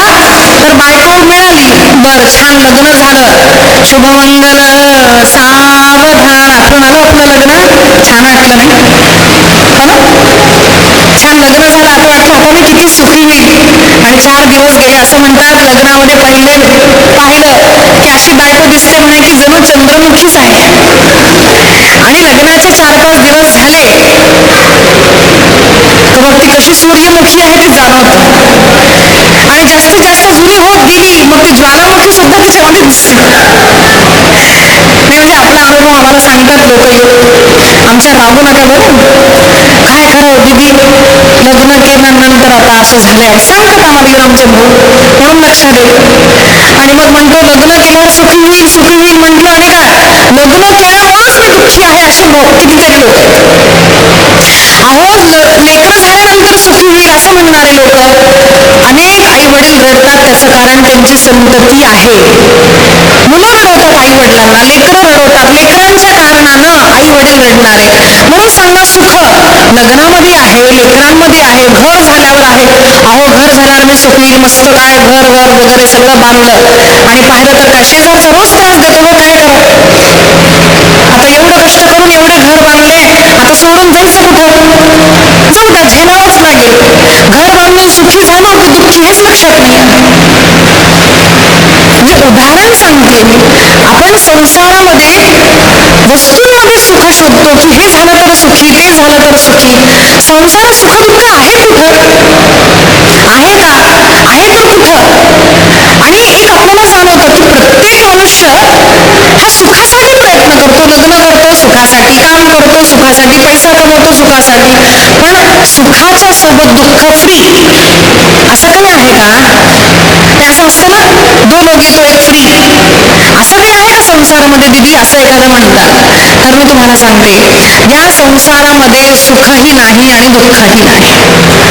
तुम्ही म्हणताल दीदी बहुत कंफ्यूजन है यार, बहुत कंफ्यूजन है, कुछ समझ नहीं आ रहा है, क्या है ना, असं वाटतं कधी कधी. तुम्हाला उलगडून सांगते. प्रवचनाची वेळ ठरली आणि भरपूर लोक आले. आता इथे तेवढी गर्दी नाही, अपेक्षा जास्तीची होती, पण आता तरी आले ना थोडे, 20 झाले, 25 झाले, 30 आले.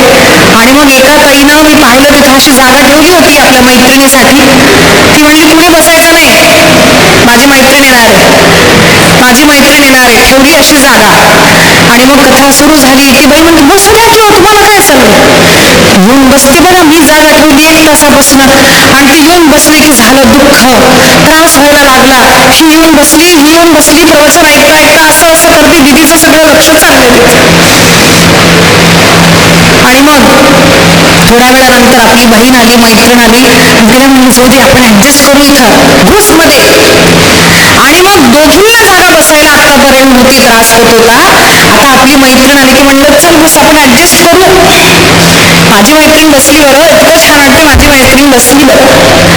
म्हणजे जागा नाहीये, पण माझी मैत्रीण बाजूला येऊन बसली म्हणले की सुख, आणि परकी कोणीतरी बसली म्हणले की दुःख. आता मला सांगा, ह्याच्यामध्ये सुख आणि दुःख कुठं आहे? मनामध्ये. हा व्यक्ती माझा म्हटला की सुख, आणि हा व्यक्ती माझा नाही म्हटला की दुःख. तसंच या संपूर्ण विश्वामध्ये सुख दुःख कुठं आहे? संत म्हणतात सुख दुःख आपल्या मनात आहे. म्हणून तुम्ही साधू संतांचं जीवन बघा, ते सगळ्यांसाठी मागणी करतात, सगळे सुखी व्हावे. ज्या तुकाराम महाराजांची निंदा करून चपलाचा हार घातला, ते सुद्धा सुखी व्हावे हेच म्हणतात.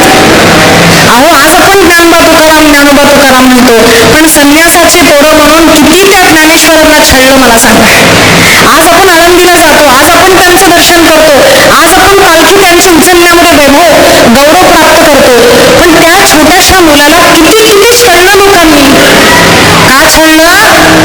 आमचे नाही हे, आमचा नाही असं वाटलं की छळलं.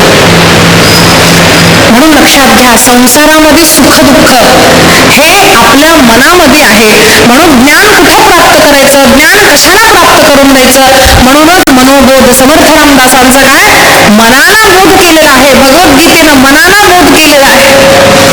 शेवटी विचार करा, भागवत असेल, रामायण असेल, महाभारत असेल, दासबोध असेल, गाथा असेल, कुठलाही ग्रंथ, आत्मानुभव असेल, तुम्ही ऐकला, ज्ञान कुणाला प्राप्त झालं? कुठं प्राप्त झालं? मनाला. मनाच्या लक्षात आलं की मी कोण आहे, मनाच्या लक्षात आलं की साधना काय करायची, मनाला लक्षात आलं की भगवंत कुठे असतो, कसा, मनाला बोध करावा. गुरुही बोध मनाला करतात, आपणही बोध मनाला करावा. आणि आचरणही मनानं केलं तर मग याच संसारामध्ये राहून आजूबाजूला जरी दुःख पडलं वाटत असेल, हळूहळू जेव्हा साधना वाढते आणि मग त्याच घरामध्ये जेव्हा व्यक्ती उलट सुलट बोलत असेल ना, तर वाटतं बाई आता मरून जावं, किती सहन करावं असं वाटणारी बाई जेव्हा रामकृष्ण हरी रामकृष्ण हरी रामकृष्ण हरी म्हणते ना, तर तिला त्याच घरामध्ये सुखाची अनुभूती होते. कारण एक लक्षात घ्या, ह्या संसारामध्ये प्रत्येक व्यक्ती हा आपल्या अनुकूल होणार असं कधीही होणार नाही. घरातले सगळे व्यक्ती आपल्या अनुकूल नाही होणार, समाज सगळा अनुकूल नाही होणार. अहो साधू संतांना लोकांनी सोडलं नाही, देवानं सोडलं नाही, तर आपल्याला कसं सोडणार? मग साधना कशाची? साधना ही मनानं करायची. साधना कशानं करायची? मनानं करायची. आणि तिथेच आपण चुकतो पहा. नित्य साधना केल्यानं लक्षात येतं. आपण काय म्हणतो, रामकृष्णारी म्हणायचं, हरिपाठ करतो, दिदी खूप पाठ करतो, हो तुम्हाला काय सांगू, सगळं करतो, पण प्रॉब्लेम कुठे आहे तो माहिती का? वानर असतं ना, वानर, त्याला कसं पकडतात माहिती? छोटासा हंडा असतो, असा छोट्या तोंडाचा हंडा, त्याच्यामध्ये चणे टाकतात आणि मग ते असं असं असं बघतं, वानर येतं आणि त्याच्यामध्ये हात घालतं. आता हात जो वानर घालू शकतो तो काढू शकतो, पण मध्ये घातल्यानंतर हातामध्ये चणे आल्यानंतर त्याचा हात आता बाहेर येईल ना, आणि त्याला वाटतं अरे मधून कुठेतरी हात पकडलाय, आता असं असं करतोय, हात येऊन तो घाबरतोय, तिथून पळूनही जात नाही, तिथंच आहे आणि मग तो पकडला जातो. विचार करा, जो हात मध्ये गेला तो हात वापस नाही का येऊ शकत, पण वापस का नाही आला? त्यानं त्या क्षणाला पकडलं आणि त्याला वाटलं मला कोणीतरी पकडलंय. कसं आपलं झालंय बघा. आपल्याला वाटतं हो मी नाहीतर घर कसं चालणार, मी नाहीतर संसार कसं चालणार, असं आपण समजून आपल्याला वाटतं की या घरानं मला पकडलंय, जिम्मेदारी आहे दिदी, आता काय करावं बघा, घर बघावंच लागतं. अहो किती लोक मला म्हणतात माहिती, दिदी एकदा का आम्ही मोकळे होऊ द्या तुमच्यासोबत. 1000 लोक म्हणले मला आतापर्यंत, आम्ही तुमच्यासोबत. आणि एकदा मुलाचं लग्न झालं, बस आम्ही आता तुमच्यासोबत, आणि नाती झाले, मग म्हणायचं दिदी आता जिम्मेदारी हो घरी, तर काय बघावंच लागतंय. बरं आता नाती मोठी झाली, म्हणलं काकू काका आठवणे माझ्यासोबत येतो, म्हणला जायचं जगन्नाथपुरीला माझ्यासोबत, यायचं रामेश्वरमला, अहो द्वारकेला कथा, यायचं माझ्यासोबत. काय करावं दिदी, खूप मनात इच्छा असते बघा, पण लई काम आहेत बघा घरात, संपतच नाही. अहो आता नाती मोठी झाली, काय सगळं खरंय हो, पण मी घरातनं बाहेर गेले ना, सुनबाई बायकोला जेवण देत नाही बघा, माझा धाके घरामध्ये दिली, धाके माझा. असं बाईला सुद्धा वाटतं काय करावं दिदी, मी नाही तर यांना मिळतच. आपण काहीतरी कारण सांगतो आणि आपण म्हणतो मी नाही तर संसार पुढे कसे जाणार, मी नाही तर पुढे संसार कसं चालणार. आणि लक्षात घ्या, घर आपल्याला पकडलेलं नाहीये, आपण घराला पकडलंय. जर एकदा निश्चय करा बरं, काही हरकत नाही, आता लग्न झालं, लेकरं झाली, लेकरांची लेकरं झाली, आता नातू झाले, किती दिवस आता आम्ही जाणार काशीला, आता आम्ही दिदीसोबत द्वारकेला कथाला जाणार. एकदा निश्चय घ्या बरं, काय बिघडतं? उलट तुम्ही असताना जो भीक भीक संसार करत होते ना लेकरं, तुम्ही गेल्यानंतर अजून चांगला संसार करू लागते. तुम्ही मोकळे आणि तेही मोकळे. एकदा येऊन तर बघा, आपण या घराला पकडून, 4 भिंती पकडून माझं माझं माझं, अहो 60-70ची झाली बाई तरी पण आपल्या कमरेतली चाबी काही सुनाला द्या वाटत नाही बघा, हे आपला संसार.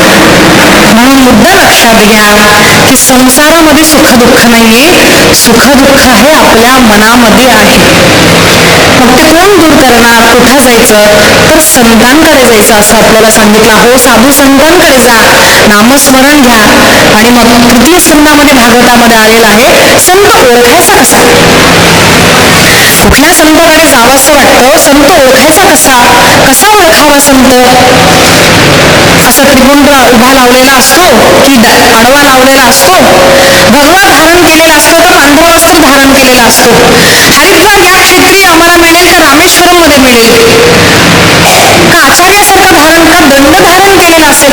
कसा आम्ही गुरु शोधायचा, गुरु कोण, संत कोण, संत कसा ओळखावा.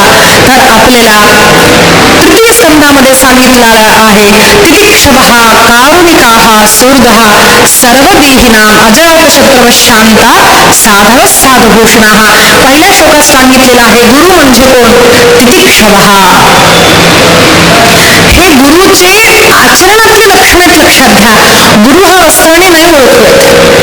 एकदा दादोजी महाराज होते, तुम्ही बघा कुठल्याही संतांनी तसे वस्त्र काही बदललेले नाहीये. संन्यास घेतलं तरच वस्त्र बदलावे लागते. बाकी सर्व संतांनी जे जे वस्त्र होते तेच वस्त्र धारण करायचे. जनाबाई आपल्या साध्या तीच साडीमध्ये असायची, तीच दागिने घालून असायची, बुगडी टाळ सगळं माळ सगळं घालायची.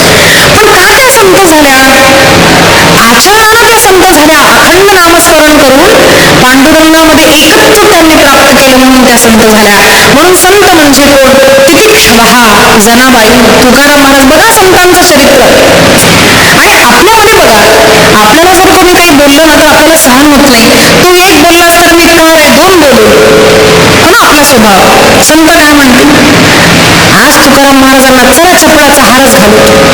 तुकाराम आपलं असतं तर जोरचा विरोध केला असता. तुकाराम महाराज म्हणले जशी पांडुरंगाची इच्छा, रामकृष्ण हरी रामकृष्ण हरी. हलकत नाही.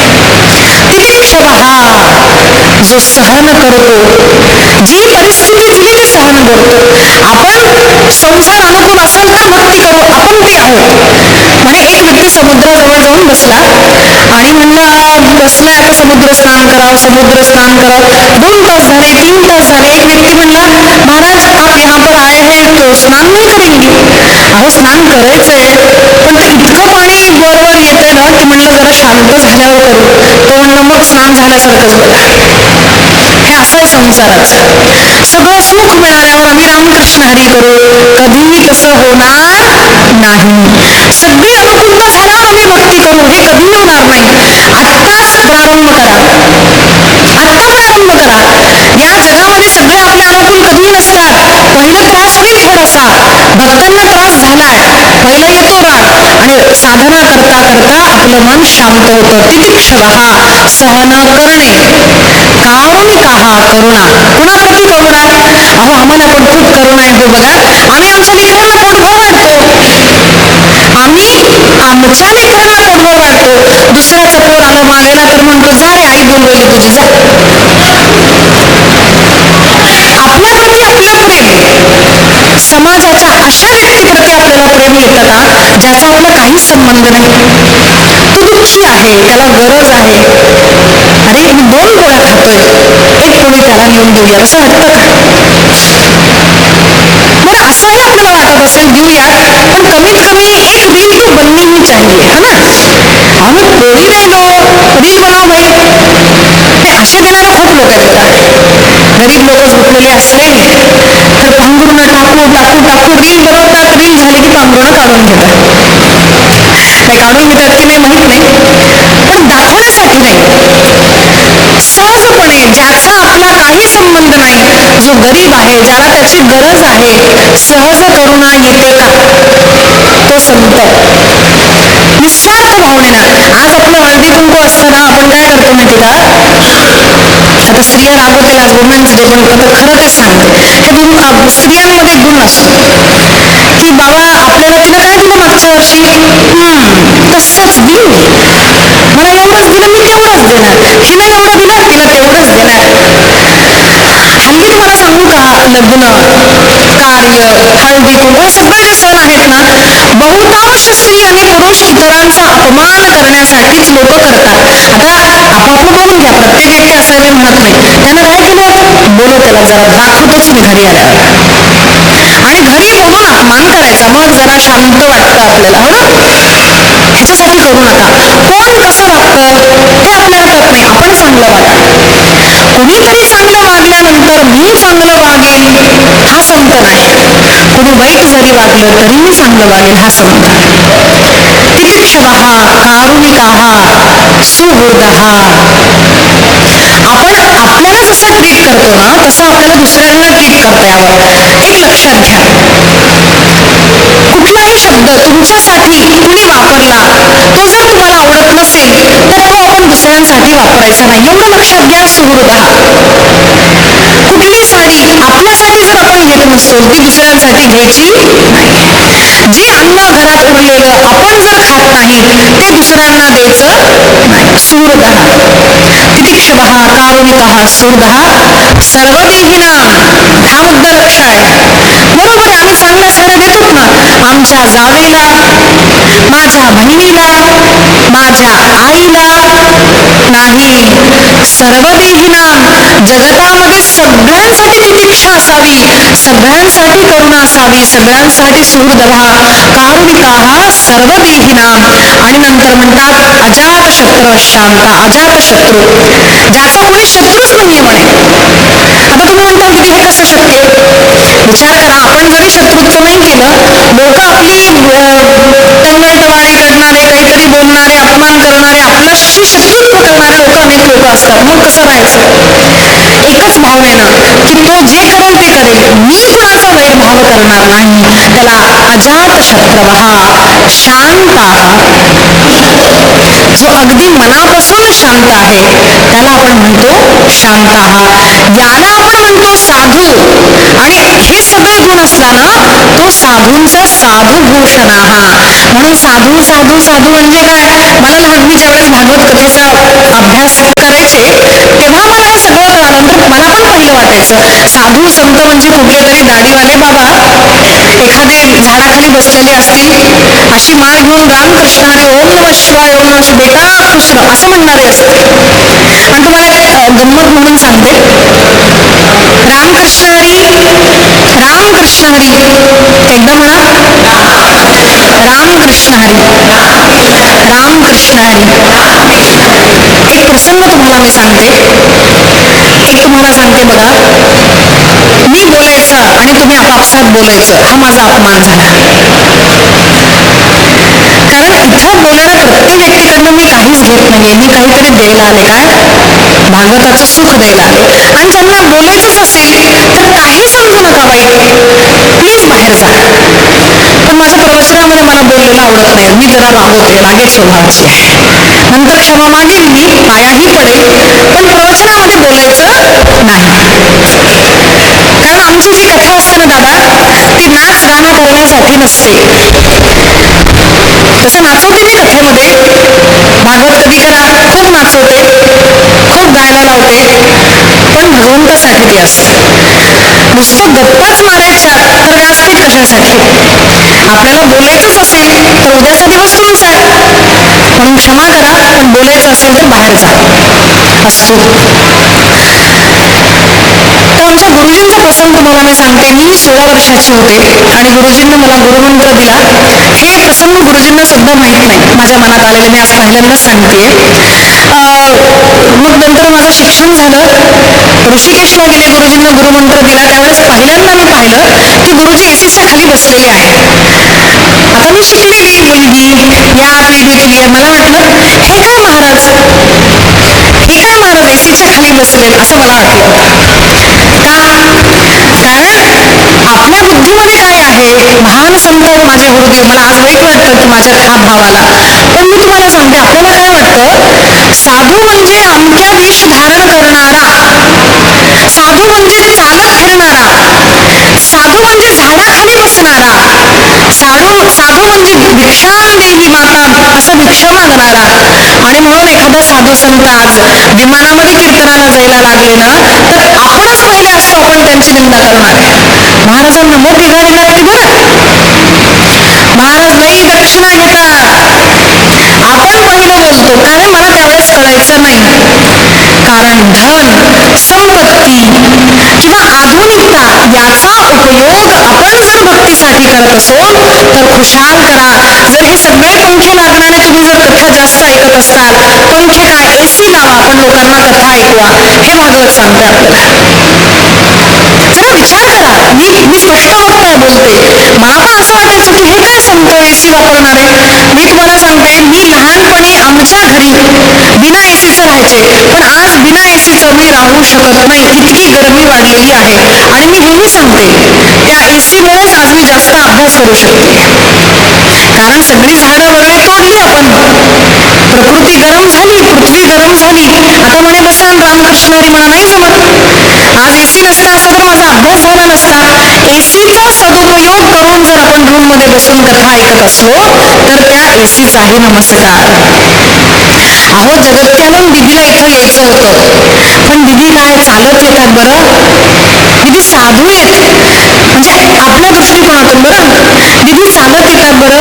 मग हैदराबादहून हळू चालत येणार जगत्याला, 3 वर्षानं पोहोचणार, मग आपण कथा ऐकू.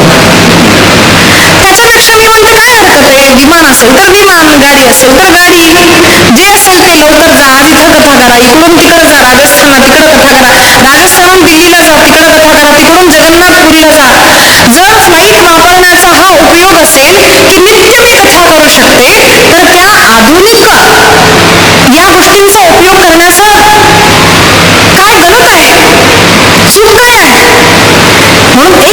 लक्षात गेलं पाहिजे. साधू हा वेशधारी असा असला म्हणजे साधू नाही. साधूंमध्ये हे गुण असले तर हा साधू. नंतर भगवंताने सांगितलं साधू म्हणजे कोण. मय्यनन्येन भावेन भक्तिं कुर्वन्ति दृढां मत्कृते त्यक्तकर्माणस् त्यक्तस्वजनबान्धवाः. मयि अनन्य भावेन, ज्याचा भाव मन, ज्याचा भाव ज्याचं मन अनन्यतेनं माझ्यामध्ये लागलेलं आहे. अनन्यता म्हणजे काय. अहो आपण रोज हनुमंताच्या मंदिरात जाणारे, रोज हनुमंताची पूजा करणारे, आणि एकदम आपल्याला कळालं दुसऱ्या इथं कुठंतरी मंदिर बांधले म्हणे, तो गणपती लवकर पावतो, मग ह्या हनुमंताला सोडलं आणि आपण तिकडं गेलो. लक्षात आलं. ती अनन्यता नाही. त्याला ज्ञानेश्वरीमध्ये म्हटलेलं आहे व्यभिचारिकी भक्ती. व्यभिचारिकी भक्ती म्हणजे जो सुख देणारा असेल त्याला जी स्त्री बदलते, हा सोडला तो सोडला तो सोडला हा सुख देतोय, असं जी स्त्री करते त्याला व्यभिचार म्हणतो की नाही. तसं भक्त जेव्हा आपल्या देवाला सोडतो, अरे पांडुरंगाची इतकी पूजा केली आणि काय उपयोग झाला बघा, मला काहीच मिळालं नाही, आणि मग पांडुरंग सोडला, सुख मिळायला लागलो, पैसा मिळतो, साड्या मिळतात, काय काय मिळतं काय काय मिळतं, आम्ही तिकडे गेलो, गंध लावणारे गंध लावणं सोडलं. व्यभिचारिकी भक्ती. आलं लक्षात. सिंपलसा मुद्दा आहे. सगळं देणारा पती जर असेल ना तर कोणती स्त्री प्रेम करेल. पण आपल्या शास्त्रांनी सांगितलं लग्न असेल, मुलं असेल, आता बघा स्त्री गर्भवती झाली, लेकराला जन्म दिला की ती जाड होते, तिचं सौंदर्य जातं, तरी सुद्धा पतीने तिला प्रेम करावं असं आपल्याला वाटतं की नाही. मग तसंच आहे, माझी इच्छा पूर्ण केली तर तू माझा पांडुरंग, मला गाडी साडी दिली तर तू माझा पांडुरंग, नाही तर आम्ही चाललो. मग कशाचे तुम्ही भक्त, कशाचे तुम्ही वारकरी मला सांगा. म्हणून सांसारिक सुखाची पूर्तता करणारा हा देव नसतो. लक्षात घ्या. देवाची भक्ती फार कठीण असते. देव सगळ्या प्रकारे परीक्षा घेतो, आणि अशामध्ये सुद्धा विपरीत परिस्थितीमध्ये सुद्धा मयि अनन्येन भावेन. सगळे पांडव, अहो राज्य गेलं, स्त्रीचा अपमान झाला, आस्थेनं सगळं काही गेलं, 13 वर्षाचा वनवास लाभला, तरी सुद्धा हे कृष्ण हे कृष्ण हे कृष्ण म्हणून धर्म ज्याने नाही सोडला, म्हणून त्याच्यासाठी भगवान आपली द्वारिका सोडतात, सगळ्या पत्नी सोडतात आणि त्याच्या मागे येतात. याला म्हणतात मयि अनन्येन भावेन. काय करतात. भक्तिं कुर्वन्ति दृढां. दृढ भक्ती. आपण पण भक्ती करतो. कुणाची. आपल्या बायकोची, आपल्या नवऱ्याची, आपल्या घराची, आपल्या लोकांची नाही. ज्यांना काही देऊ न देऊ तरी सुद्धा मला आमचा पांडुरंग आवडतो, अशी दृढ भक्ती ज्याच्यामध्ये आहे, असा तो भक्त असतो. मत्कृते त्यक्त कर्माणस त्यक्त स्वजन बांधवाः. असा जो भक्त जो माझ्यासाठी आपल्या परिवाराला सोडतो. आता हा मुद्दा नीट लक्षात घ्या, नीट लक्षात घ्या. दीदी तुम्ही आत्ता जरा रिवाइंड केलं तर मागं म्हणणार की संसार सोडायची गरज नाही, घर सोडायची गरज नाही, आणि तुम्ही इथं म्हणता संसार त्यक्त स्वजन बांधवा, आपल्या लोकांना सोडलं. अर्थ काय. म्हणून एक लक्षात घ्या, ग्रंथ हे संतांकडनं ऐकावेत. त्यक्त स्वजन बांधवा हा म्हणजे काय तुम्हाला सांगते. ज्या वेळेस कैकेयी मातानं सांगितलं जा वनवासामध्ये, भरताला राज्य मिळेल, आणि अशा वेळेस भरताने काय केलं. आईला सोडलं पण धर्म नाही सोडला. प्रल्हादाला सांगितलं मी तुझा देव, सोड त्या नारायणाला. प्रल्हादानं वडिलाला रोज नमस्कार करावा, वडिलांना सोडलं पण देवाला नाही सोडलं. मग घर सोडून गेले होते का प्रल्हाद. मग भरतानं आईचा त्याग केला होता का, म्हणजे घरातनं हाकलून दिलं होतं का. मीरेला हाच प्रश्न पडला आणि तिनं गोस्वामींना पत्र लिहिलं. अहो तुलसीदासजी गोस्वामी महाराज घरात खूप त्रास देतात हो. प्रत्येकाला होतो, जो भक्त असतो ना, जो धर्मकार्य करतो त्या प्रत्येकाला होतो, खूप त्रास देतात हो, छळ करतात, काय करावं. संसाराचा त्याग करावा म्हणतात, त्यक्त स्वजन बांधवा. हा मी करू तरी काय नेमकं. आणि तुलसीदासांना याचा अर्थ सांगितलेला आहे. लक्षात घ्या.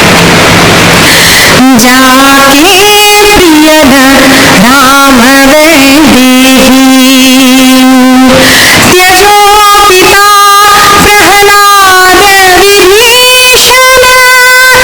विभीषण बंधु रहित जाके प्रियन राम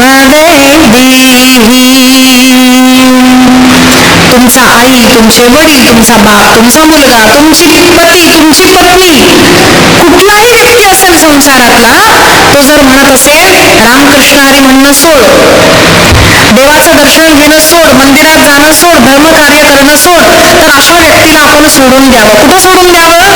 घर नाही सोडायचं. माणसाला घरातनं आखलून नाही द्यायचं. कुठून सोडायचं? मनातनं सोडायचं. माझा बाप, माझी आई, माझं माझं जे वाटतं ना ते आता सोडून द्यायचं. तुम्हाला जे बोलायचं ते बोला, मी रामकृष्ण हरी, मी रामकृष्ण हरी करणार. जे बोलायचं ते बोला, मी माझा धर्म करणार. याला म्हणतात फक्त स्वजन बांधवाहा. त्याग हा मनानं करावा लागतो. बाह्य संसार कुणी सोडू शकत नाही. लक्षात घ्या, मी आता सांगितलं तुम्हाला, हे घर सोडणार, आश्रमात जावं लागणार, हे वस्त्र सोडणार, कुठलं तरी वस्त्र धारण करावं लागणार. असा जो संत असतो, अशा संतांकडे गेला, तो संत आपल्याला काय देतो? एखादा हरिपाठ देतो, रामकृष्ण हरीचा मंत्र देतो. आणि ज्यावेळेस आपण हा मंत्र उच्चार करू लागतो ना, मग आपली बुद्धी कशी होते. अहो, त्या ज्ञानेश्वरांचा इतका छळ केला लोकांनी, पण त्यांनी देवाला काय मागितलं? त्यांनी पसायदान मागितलं. आता विश्वात्मती देवी येणी भाग्यती तुषावी, तोषूनि मज द्यावे पसायदान जे खरांची व्यंकटी सांडो, तया सत्कर्मी रती वाढो, भूता परस्परी जडो मैत्र जीवांचे, दुरितांचे तिमिर जावो, विश्वस्वधर्म सूर्ये पाहो, जो जेवांची रघोती लाहो, प्राणी जात वर्षतम सकळ मंगनी, ईश्वर निष्ठांची मांदियाणी, अनवरत भूमंडळी भेट दूला, चला कल्पतरूंचे आरव, चेतना चिंतामणींचे गाव, बोलती जे अर्णव पियुषाची, चंद्रमे जे अवांछन, मातंड जे तापहीन, ते सर्वाही सदा सज्जन, सोयरे होतु, किंबहुना सर्वसुखी, पूर्ण होनी तिन्ही लोकी, भजिजो आदिपुरुषी अखंडित, आणि ग्रंथोपजीवी विशेषी लोकी, दृष्टादृष्ट विजये होवावे जी. पसायदान माहिती असेल, पण आपण कधी विचार केलाय? नीट लक्षात घ्या शब्द. तिन्ही लोकातले लोक सुखी व्हावे, दुरितांचे तिमिर जावो, विश्वस्त धर्म सूर्य पाहो. विश्वातल्या सगळ्या लोकांना दुष्ट असतील ना, त्यांची दुष्टता बुद्धीतनं जावी देवा. सगळे सुखी व्हावेत, सगळे सुखी व्हावेत. पदोपदी पदोपदी एकच मागितलेलं आहे ज्ञानेश्वर महाराजांनी. कुणी? ज्यांचा छळ आपण केला, या समाजानं केला, त्या समाजासाठी ज्ञानेश्वरांनी मागितलं. आणि असा एखादा संत आपल्याला प्राप्त झाला, अशा साधू संतांकडे आपण गेलो, तर आपली सुद्धा ही बुद्धी हळूहळू अशी होते. ज्यावेळेस आपण त्यांनी सांगितलेला धर्म आपण पालन करू. तो धर्म काय असतो, कसा असतो, कसं पालन करावा, विपरीत परिस्थितीमध्ये कसं पालन करावा, आपण हे नंतर ऐकूयात. एकच लक्षात घ्या, ज्या ज्या व्यक्तीनं रामकृष्ण हरी किंवा हरे कृष्ण हरे राम किंवा श्रीराम जय राम जय जय राम असं साधू संतांकडनं नामस्मरण घेतलं, नामस्मरण केलं, त्या भक्ताचा नाश कधीही झालेला नाही. मद्भक्ता प्रणत मेरा भक्त कभी नाश नहीं पाता नमे भक्ता प्रणश्यते. म्हणून संसारामध्ये अनेक लोक आपल्याला धोका देऊ शकतात, पण भगवंताने आपल्या भक्ताला कधी धोका दिला नाही, लक्षात घ्या. म्हणून गुरु आणि साधूंचे आश्रयी व्हा, हरिनाम संकीर्तन करा आणि भगवंताची प्राप्त करून घ्या. ती प्रल्हादाने अनेक भक्तांनी कशी प्राप्त केली आपण पुढच्या सत्रामध्ये ऐकूया. शांत बसून तुम्ही ऐकलं. पुन्हा एकदा तुमच्या सर्वांचं नमन. 2 मिनिटं नामस्मरण. श्रीराम जय राम जय जय राम. श्रीराम जय राम जय जय राम. श्रीराम जय राम जय जय राम. श्रीराम जय राम जय जय राम. श्रीराम जय राम जय जय राम.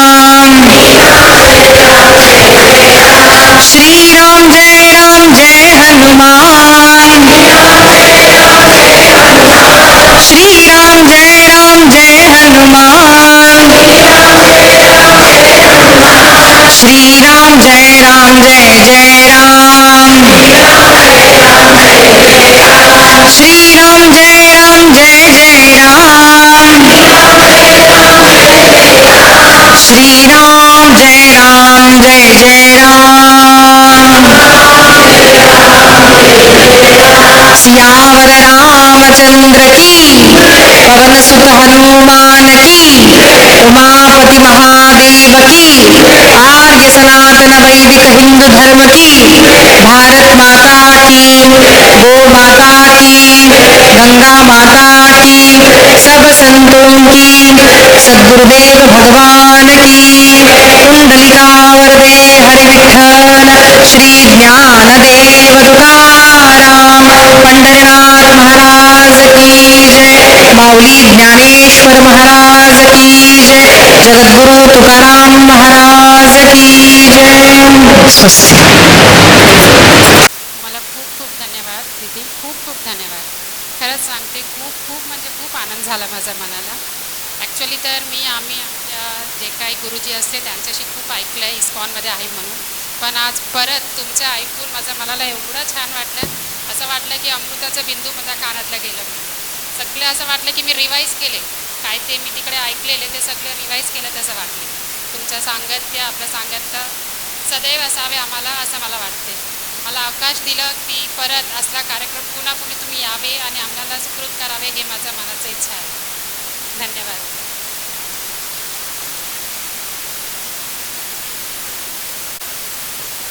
आज आपल्यामध्ये एक अत्यंत आध्यात्मिक व सेवाभावी व्यक्ती महत्त्व उपस्थित आहेत. ते श्री जिडगे श्रीरामुलू, ते आताच बाहेर गेले आहे, येणार पुन्हा आता 2 मिनिटात. जिडगे श्री किशन यांचे सुपुत्र आहे. श्री जिडगे श्रीरामुलू यांनी अनेक भगवद्गीता व आध्यात्मिक कार्यक्रमामध्ये सक्रिय सहभाग घेतला आहे. त्यांच्या प्रेरणेने आजपर्यंत 20,000पेक्षा अधिक लोकांनी भगवद्गीताचं वाचन केले आहे. ते नेहमी विविध आध्यात्मिक कार्यक्रमामध्ये सक्रियपणे सहभागी होत असून गीता सत्संग कार्यक्रमाचा आयोजितही करतात. आपल्या वडिलांच्या आध्यात्मिक परंपरेला पुढे नेत तेही सेवा अत्यंत निष्ठेने करत आहेत. आता मी आदरपूर्वक श्री जिडगे श्रीरामुलू यांना मंचावर येऊन काही प्रेरणादायक शब्द सांगण्याचा विनंती करते. कृपया टाळ्यांनी गरजात त्यांचं स्वागत करूया. हरी बोल.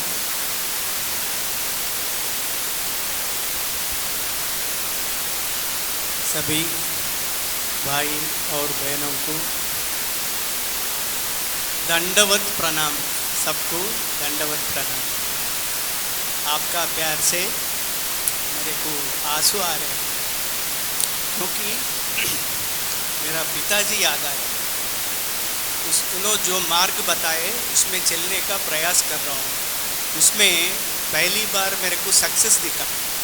आप लोग इतना प्यार से उतना दूर से आए. मैं दिल से, मेरे को हिंदी ज़्यादा नहीं आते, वो हिसाब से बोल नहीं सक रहा हूँ. आपको मेरा वो इनर फीलिंग आप समझ सकते बोल के सोच. मगर ये जो वक्त निकाल के आप आए ना, ये जो भक्ति का मार्ग के लिए, भक्ति के लिए, भजन के लिए, प्रवचन के लिए गुरु सेवा के लिए जो वक्त आप ये निकाले, ये वक्त ज़रूर वक्त में काम आएंगे, आपका वक्त में ज़रूर काम आएंगे। ये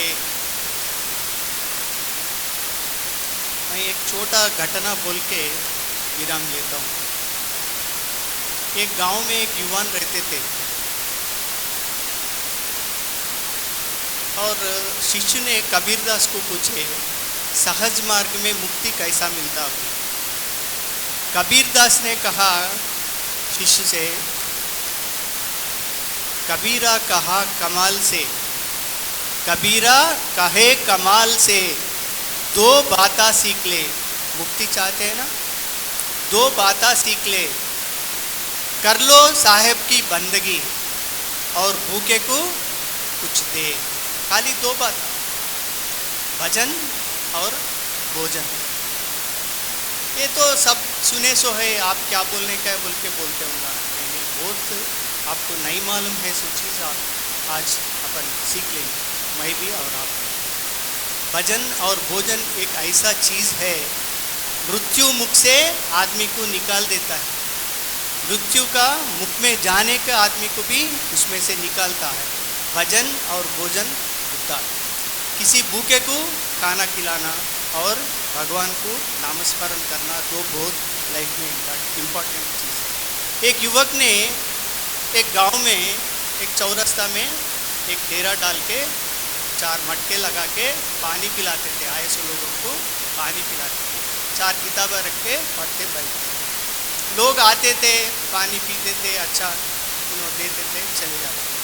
मगर एक 4 आदमी एवरीडे आ रहे थे, रेगुलर आ रहे थे। बहुत दिन के बाद उन्होंने 4 आदमी को पूछा, आप लोग इधर गांव वाले तो नहीं है, मेरे को सब लोग पहचानता हूँ मैं गांव में, दूसरा गांव का भी नहीं है, किधर से आए, आपका परिचय क्या है बोल के पूछा।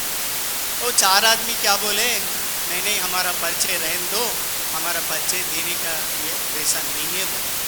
नहीं नहीं नहीं नहीं आप बोलना, इतना दिन से आ रहे, अच्छा प्रेम से है आपसे, इतना ये है बोले तो आप किसी को मत बताओ, हम चारों यमदूत है, इधर जिन्हों प्राण उसका एज खत्म हो गए उन लोगों को ऊपर लेके जाने के लिए आ रहे हम बोल के बोलते। फिर 4-5 दिन के बाद उन्होंने क्या पूछता, यमदूत अच्छा दोस्त हो गए ना, आपके पास कंप्यूटर में फाइल में मेरा भी मैं मरना मौत कैसा है, मेरा क्या है फाइल में क्या लिखे, वो जरा देख के बताओ बोल के बोलते। नहीं नहीं नहीं नहीं वो ऑफिशियल चीज़ें किसी को नहीं बता सकते। नहीं नहीं किसी को नहीं बताते, मैं अच्छा दोस्त हो गए, मेरे को ज़रा बताइए, देख के बताइए। ठीक है बोल के 4 जने जाते, फिर नेक्स्ट डे आते, उदासी चेहरा से आते 4 दिन और रोते रोते आते। आके इसको बोलते ऐसा है आपका मौत, आपका शादी के दिन ही आपका मौत है, मर जाते। कैसा मरते? आप एक शादी के रात में दावत होने के बाद वो चढ़ते हुए स्टेप्स के ऊपर शाम पाके हंस मारते बोल के रो रहे। चौथा आदमी तो ये तीनों से ज़्यादा रो रहे। ये तीनों बोले अरे भाई हमारे को भी अच्छा नहीं लग रहा, रो रहे, आप क्यों इतना रो रहे? बोले तो चौथा आदमी क्या बोले, आप लास्ट तक नहीं पढ़े, मैं पढ़े, जो शाम को जिसको डांस मारता वो शाम मैं हूँ, इसीलिए मैं ज़्यादा रो रहा हूँ। फिर युवान को उन लोग एक बोलते, तुम शादी मत करो, शादी नहीं करे तो नहीं होता, मौत है। फिर इतना तो कर सकते बोल के चले। फिर घर में बोले नहीं शादी नहीं करता हूँ, कितना दिन रुक सकते माँ बाप का बात के ऊपर, हम बूढ़ा हो गए, कैसा भी करना हमारा बात सुनना बोल के लोगों से भी बुलाए तो एक दिन शादी के लिए तैयार। मगर उसको मालूम है एक अच्छा सौशीलवती मिल जाते, शादी हो। तो रात में शादी का विधिया पूरा ख़त्म होते, 11:30 बजे सबको खाना खिलाते, सबसे मिलते, उसको मालूम है क्या होता है। फिर वही 11:30 बजे वो शादी बच्ची भी वो कमरे के ऊपर रहते, रूम में अच्छा सजाते, खाना छप्पन वो बोलते ना ऐसा खाना सजाते और आरती भी सजाते। पहली बार मेरा पतिदेव आ रहे, उसको आरती करेंगे और मेरे हाथ से भोजन खिलाएंगे बोल के उन्होंने तैयार रहे। 11:30 बजे उन्होंने स्टेप्स चढ़ने को जाते 1 2 3 4 5 6 स्टेप्स चढ़ते ही क्या आ जाते शाम को आ जाते उसको मालूम। युवान ने बोलता अरे मित्र आगे ठीक है डरने का कुछ भी नहीं है मालूम है मारो लंच मारो। वो यमराज का दूध जो शाम का उसमें है उन्होंने बोलते नहीं नहीं मित्र तुम्हारे टाइम ठीक 12 बजे है अभी 11:20 हो रहा 11:40 हो रहा और 12 बजने में 20 मिनट बाकी है। ये 20 मिनट आप थड़कते रहना मैं दोस्त के हिसाब से नहीं देख सकता हूँ अभी नहीं मैं 12 बजे ही लंच आपको थड़कने के लिए। फिर इन्हों बोलते 20 मिनट है ना फिर अपन जब तक क्या करेंगे भजन करेंगे जब तक टाइम वेस्ट करने का नहीं है भजन करेंगे बोल के वो युवान भजन कर। ये बात वो रूम में से खिड़की में से वो युवती सुनता उसका विवाह करे से उन्होंने क्या सोचता है नहीं किन से बात कर रहे मेरा हस्बैंड किन से बात कर रहे काल से बात कर रहे अरे मेरा सुहाग रात में फर्स्ट डे भी मैं मिल नहीं सकता हूँ ऐसा हो गए बोल के चिंता में रह जाते। जब भी 12 बजने को 10 मिनट बाकी 11:50 वही टाइम पे एक घटना घटती है। वही गांव में गांव के थोड़ा दूर एक छोटा झोपड़ी रहते उसमें गरीब पिता और उसका बेटी रहते दोनों ही रहते। उसका बेटी वो गर्भवती है तो प्रसूति होने का टाइम भी आ गए उन्होंने डिलीवरी हो जाती वही टाइम पे। जब होने के बाद उन्होंने बोलते पिताजी मेरे को मैं पूरा ये बहुत थक गए नीरस हो गए मेरे को खाना होना नहीं तो मैं बर्दाश्त नहीं कर सकता हूँ आप खाना नहीं दिए तो मैं ये बच्चे को भी खा सकता हूँ ऐसा भूख लग रहा है आप कुछ भी करिए बोल के फिर पिताजी सोचते ये रात में कौन देगा हमारे को खाना किधर रहते मैं तो अकेले आदमी हूँ मैं कुछ बना भी नहीं सकते इन्हों तो बहुत भूखा है बोल के उम्मीद रखे उन्होंने चल जाते वो चौरस्ता के ऊपर करके उन्होंने पूछता कोई है मेरा बेटी भूखा है कौन तो भी खाना दे सकते क्या है बोल के चिल्लाते। इन्हों तो युवान भजन में है उन्हों तो सुनते नहीं है ऊपर कौन सुनते हैं दुल्हन जो नया शादी हुए सो उन्होंने सोचते ये मेरा हस्बैंड के लिए जो खाना रखे वो व्यक्त है उन्होंने तो आने वाले नहीं है दुरुपयोग है ये खाना किसी को उपयोग आए तो अच्छा है बोल के उन्होंने दूसरा सिटी से जो नीचे जाते वो नीचे जाते उसको देने के लिए नीचे उतरते। जब टाइम 12 बजने को 6 मिनट बाकी है वो युवती आके बाबा आपको खाना होना ना ले लो बोल के बोलते वो खाना देखते ही वो बुजुर्ग ने लेके कुछ थैंक्स भी नहीं बोलते कौन है क्या है कुछ भी नहीं बोलते उसको देख के वो खाना लेके चले जाते। 12 बजने को 4 मिनट बाकी है उन्होंने खाना देते ही उसका बेटी वो बच्चे को पकड़ के रहते खाने के लिए इतना भूखा रहते वो खाना पिताजी देते ही खाना खा लेते। जब 12 बजने को कितना मिनट बाकी 2 मिनट बाकी है जब उन्होंने खाना खाते लोग बोलने वाले बोलते एक पिस्टल से गोली 100 मीटर दूर जा सकते और तोप से गोली 500 मीटर दूर जा सकते। एक भूखा के पेट में गए सो खाना भगवान तक जाते थे बोलने वाले थे। वो औरत बोलते पिताजी ये कौन दिए क्या दिए कौन मेरे को नहीं मालूम मगर अपन गरीब लोग हैं अपन कुछ भी नहीं दे सकते खाली उन्होंने नाभि से बोलते क्या बोलते जो भी दिया अखंड सौभाग्यवती रहो बोल के बोलते। जब ठीक क्या कितना समय 12 बजते थे वो दोस्त युवान बोलता आओ दोस्त मेरे को धंस मार तो वो सांप ने धंस मारता है